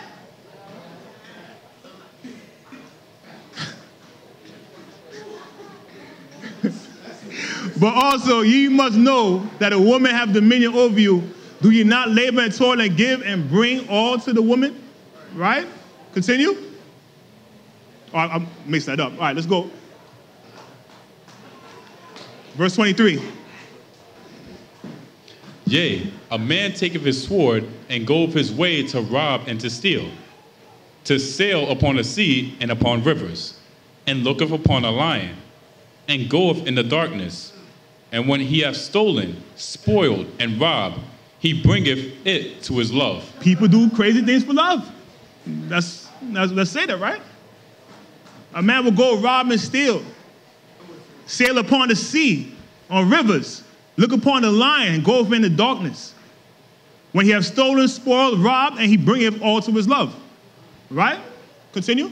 Verse 25. Wherefore a man loveth his wife better than father or mother. Mm-hmm. Yea, many there be that have run out of their wits for women. Yo, you'll be surprised. Yo, the amount of men that are on the street, homeless, is because of that. They have gone crazy because of their wife. Whatever the matter is, whatever it is. Like, listen, I'm leaving you, I'm not coming back. The guy's outside in the street for no reason. He got a mansion somewhere, and he's in the street like, I can't do it. All because lost his wits. Lost his mind. All because of a woman. Continue. And become servants for their sakes. Verse 27. Many also have perished, have erred, and sinned for women. Many have sinned for women. Right? Continue. And now like, listen, I know this ain't right. But I need this girl right here. You know it. Many have done it. Continue. Verse 28. And now do ye not yet believe me? Is not the king great in his power? Do not all regions fear to touch him? Yet did I see him and Apame, the king's concubine. Right. So people see the king, they bow and they don't even want to touch him. Yes, my Lord, thank you for your grace. I appreciate you. Thank you. Thank you. Everybody's scared of this guy because they know that he has his power to kill them or to allow them to live. Right? Verse 29. Yet did I see him and Apame, the king's concubine, the daughter of the admirable Bardachus, sitting at the right hand of the king, and taking the crown from the king's head, and setteth it upon her own head. Yeah, so everybody's scared of this guy. Some woman comes sitting there. Let me get that crown, man. I look good in it, right? He just looking right there like nothing. Everybody looking at this girl like, oh, she gonna die today. What's going on here? Taking the crown off the king's head, what's going on? Right, continue. She also struck the king with her left hand. Even slapped her, took the crown, just like, you ain't no king, man. Look at you, Mr. All-Powerful, look at you. Who wearing the crown now? Slap with the left hand, not even the right. That's a disrespect. Slap with the left. Boom. Give him a hook. Right? She struck the king with her left hand. Continue. Verse 31. And yet, for all this, the king gaped and gazed upon her with open mouth. Why you can look like, yo, what I do? Everybody looking like, yo, what? Yo, what's going on here? He got open mouth, just amazed, like, yo, I didn't mean to, I'm sorry. All right, continue. If she laughed upon him, he laughed also. Yeah. He's like, oh, yeah, that's funny. Like, dang, that joke hurt me. What you talking about? All right, continue. But if she took any displeasure at him, the king was fain to flatter, that she might be reconciled to him again. Right. Everybody, listen. You do this. They feel displeased. The king don't care. But for this woman here, he went like, babe, what you want? I'll give you anything. Listen, I'm the king. I'll give you land. What you want? With flattering, right? Continue. Verse 32. O ye men, how can it be but women should be strong, seeing they do thus? Right. Continue. Then the king and the princes looked upon one another, so he began to speak of the truth. O ye men, are not women strong? Right. So we can look and see even the power of a woman's beauty. If used wrong, it could even used wrong will get you some places. Might end up in hell eventually, but it'll get you some places. Your beauty could be either used for good or for evil. Right? That's power. People don't understand that the power of beauty. Well, some women do, and they use it against and to get somewhere. Right? But even this is showing that even the king, looked upon the woman, he's putting the crown on her, slapped across the face, nothing. That's power. No man has that power to do so. If any man go try to go grab the king's crown, go put it on, off with his head, that's it.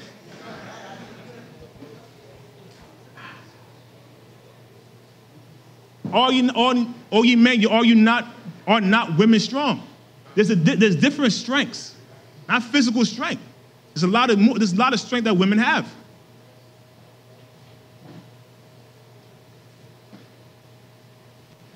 Proverbs chapter 15, verse 20.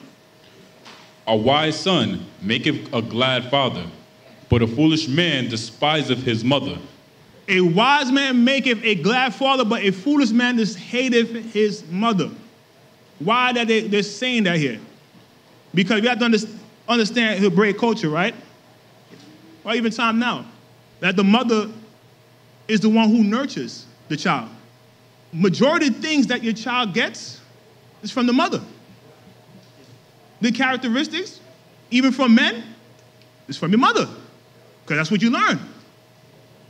So after they come a certain age and they come with their father, the father's like, yo, what's wrong with you? Your mother didn't teach you right? That's why it says a wise son maketh a glad father. Like, oh man, you're a good boy, but if he does bad, yo, come talk to your son, please. I don't know what he's doing over here. And that's how the Hebraic culture went. And this is the reason why the law is made that way. And understand Hebraic culture, why regarding the Old Covenant and New Covenant. The law was there to nurture as the mother. But when you come of grow age, you must go on with the father.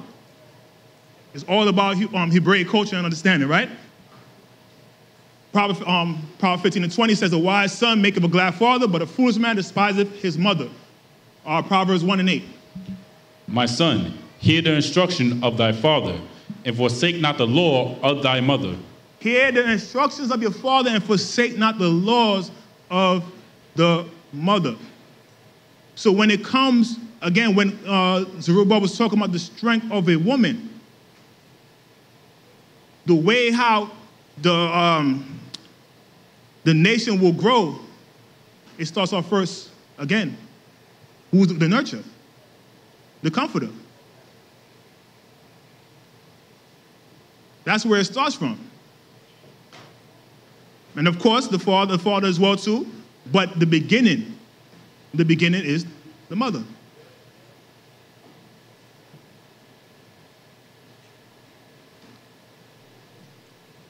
Right, Proverbs chapter 31. Verse 10. We're going to start at verse 10, right? Who can find a virtuous woman? For a price is far above rubies. Who can find a virtuous woman? For a price is far above rubies. A sister once asked me, like, listen, I don't know if I should know. What's the word she was using? Almost like, like putting myself on a high level for brothers to talk to me. I have a long list. You should. You should feel that you're worth more than you are. They should work harder for you. A woman should treat herself as more precious than rubies. So when the brother asks, and listen, you got to do this, that, and the third, and according, of course, in righteousness, you got to do this and the third. If he don't want to do it, he's not worth it. If he's going to do it, that's him. If you're going to work 7 years, Jacob worked 7 years and still didn't get her. And then he work another 7 years.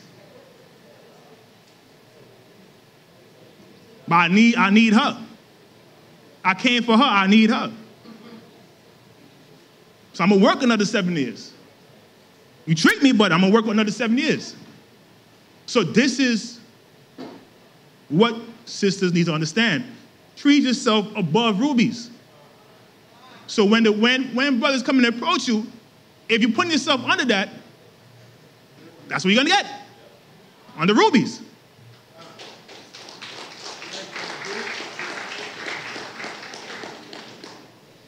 That's what you're going to get, under rubies. So now, sisters, brothers, y'all understand now. We know better. We have to do better. If you're searching out for a sister, you have to work hard for her. You have to do that. Because these young sisters here today, they're trying to be that virtuous woman. So that their price is above rubies. We have to understand that when a father gives his daughter to another man, that's giving away treasure. That's exactly what it is, what marriage is. One man giving another man his treasure. So when he gives you a hand, he's saying that, listen, this is one of my valuable possessions. Can you take care of it? Can you I gave it to you in this manner. I want to see it in this manner. Can you take care of my ruby? And that's what we have to look at. Not going to put no blemishes, put no hands on this ruby. I want this. Can you accept this? And that's where we have to be at. What we learn from the streets, we have to remove that from our minds.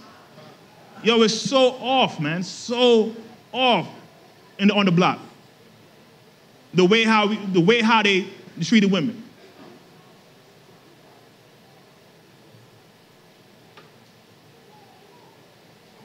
Me, I have no shame, man. Listen, they used to call me Captain Save-A-Ho on the block.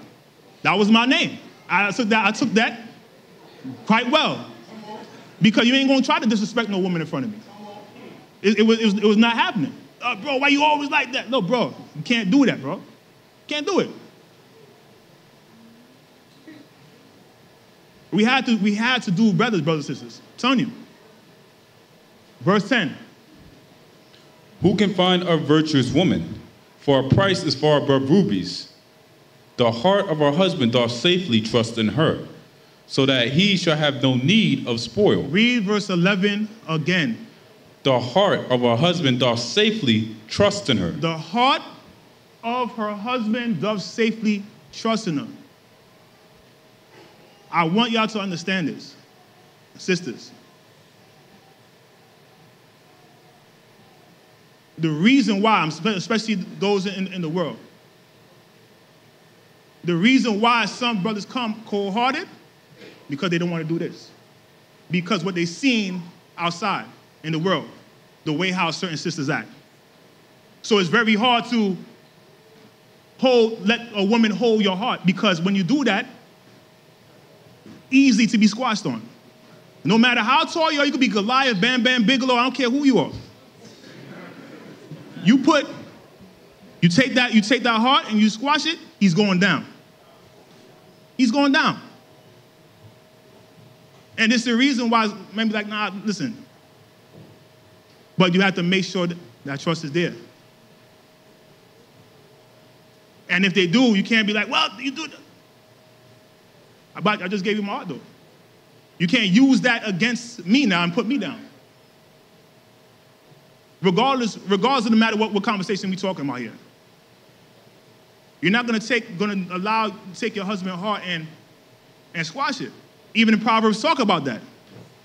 You put a household putting up a brick and the woman taking it down and breaking it. Every time you pull up a brick, the woman's pulling it out. The heart of a husband do safely trust in her.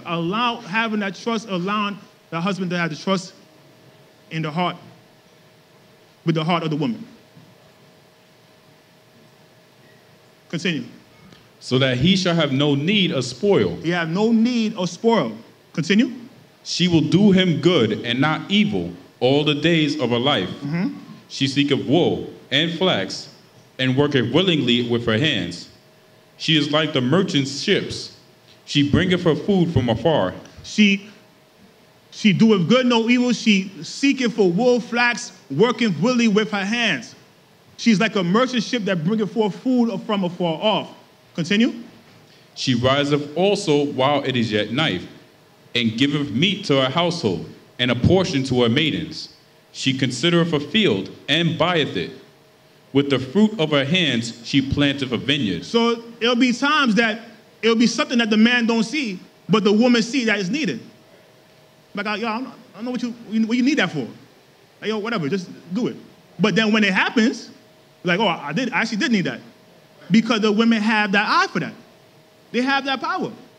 It always happens that way. And time I'll be telling my wife, like, yo, what you bring all this stuff for?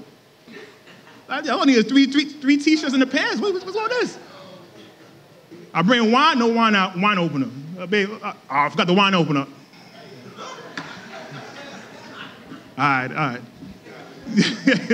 It'd be so much things. But this is what it is. It's certain things that the man don't have. It was part of him, now it's not. It's manifested in front of him. Now we have to work with each other to get what we need from each other. We have to try to figure out how to work out as a team now. She considers a field and she buyeth it. Continue. With the fruit of her hand she planteth a vineyard. Verse 17. She girdeth her loins with strength, and strengtheneth her arms. She perceiveth that her merchandise is good. Her candle goeth not out by night. She layeth her hands to the spindle, and her hands hold the distaff. She stretcheth out her hands to the poor. Yea, she reacheth forth her hands to the needy. Look how much things a woman is constantly doing. Constantly doing. It's non-stop work.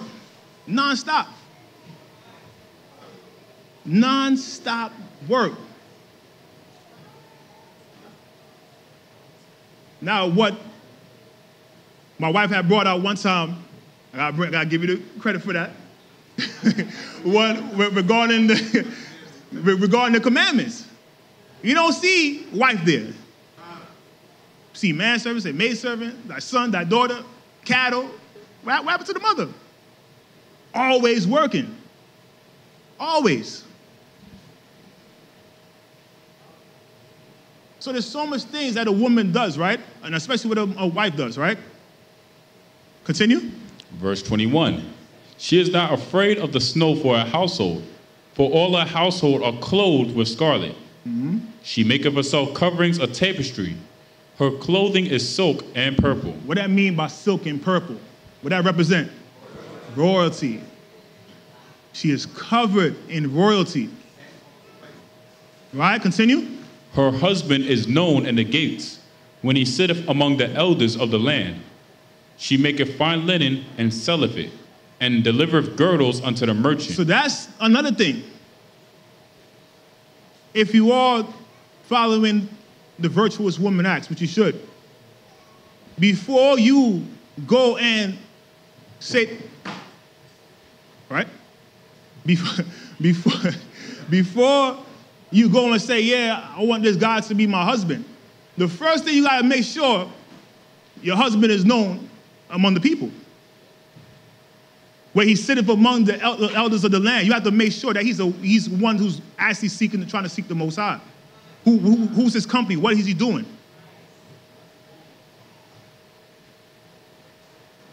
Is he a person that just lays back in the church like whatever? Or is he doing the work? Because whatever he's putting out in here is exactly what he's going to be putting out in the house.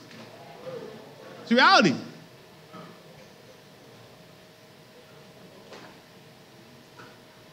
He ain't working here. He ain't going to be working at home. He ain't going to be having no job at all. You going to work? Brother, you going to work today? Nah. Nah, bro. You know, I got that new, what's that new game? What's that game called? Fortnite? I got Fortnite. 2K, bro. Like, it's a new one. You got to make sure who you're dealing with. Check his mother, check his father. See how he talks to his mother? See how he talks to his father? These are the things that you got to look at.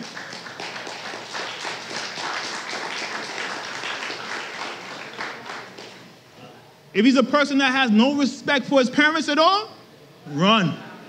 Run. Run. If he can't have respect for those who gave him birth, gave him a household and everything, run. Run. Her husband is known in the gates and is sitteth among the elders of the land. Continue. Verse 24.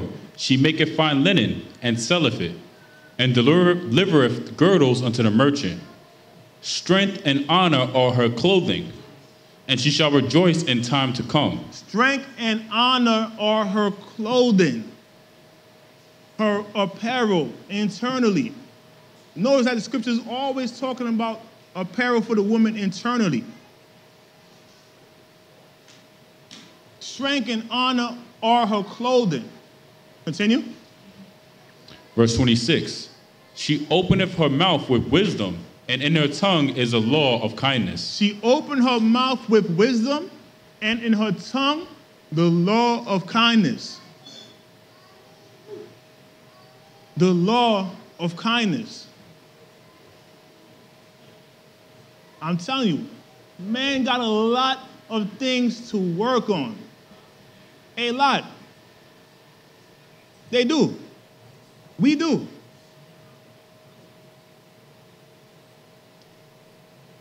But again, need that assistance. Assistance to push forward. If I'm already down already, and you're pulling down bricks, more bricks, what house is getting built? What house is getting built?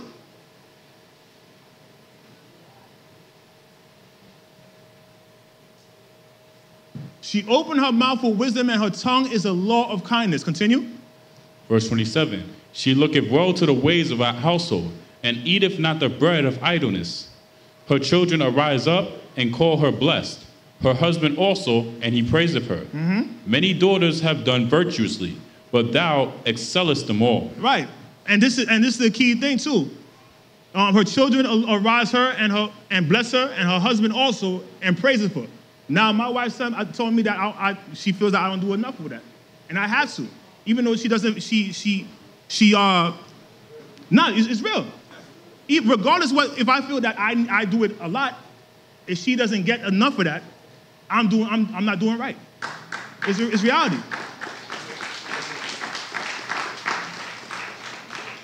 So I had to do that for my wife, to make sure, because she's above rubies. I had to make sure that.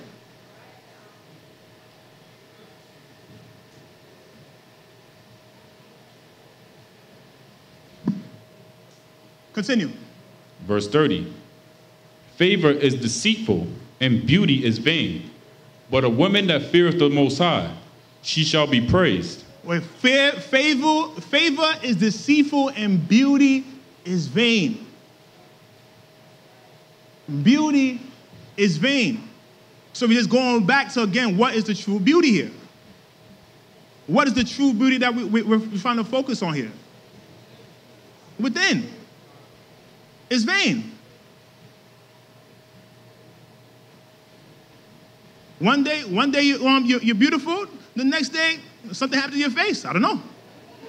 Because, I don't know, I'm not going to say anything that happens to somebody. But something happens to your face that is not there anymore. You're gonna allow that beautiful, that beauty on the outside to affect you within? You want people to remember you like, yeah, she was pretty, but definitely not a good person. Or somebody to remember you always because of all the good things that you have done.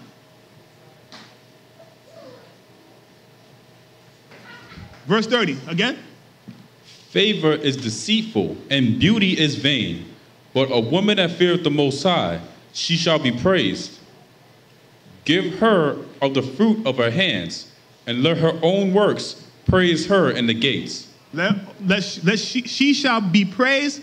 Give her of the fruit of her hands, and let her own works praise her in her gate. Let her own works praise her in her gates. People need to see your works, not by your beauty like you just did. Need to see your works in the gates.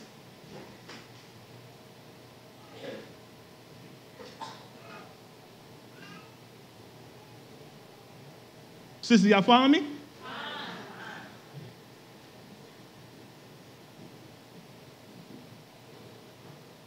These are the things, again, these are the steps here. We could take it, we could say, oh, man wrote this, whatever, or we could accept it and better ourselves.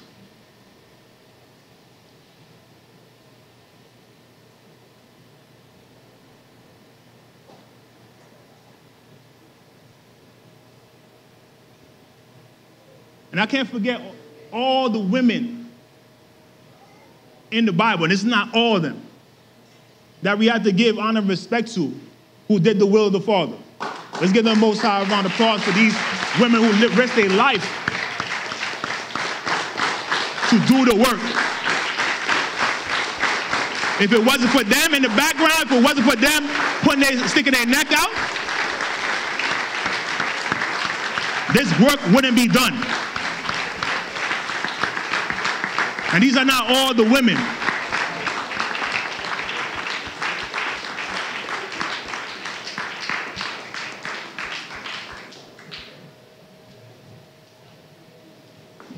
Again, once we get the balance. You go there, bro. The perfect marriage. And y'all hear me talking about this a lot, right? Now I want y'all to understand what I mean regarding the sun and the moon. You could see everything by nature, how everything's supposed to be. How the Most High have created all things. The sun and the moon is the perfect marriage. And what I mean by that is, in the beginning, God gave dominion for Adam and Eve. The moon has his dominion, the moon, which the woman has her dominion, and the sun has dominion. But yet they work together. The sun doesn't go in the moon's territory. No, the moon goes and say, hey, I'm here, you got to get out of here now. I'm taking over. Even when the moon goes in the day, she dims her light and makes the sun shine still. But yet they work together because that's a perfect marriage. They come together when the lunar and the solar cycle, the lunar and solar eclipse. This is the perfect marriage. This is where we had to understand. And these are signs and examples all the time, showing us how we could work together.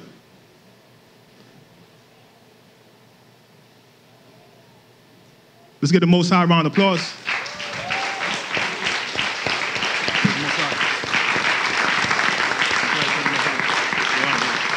She needed that.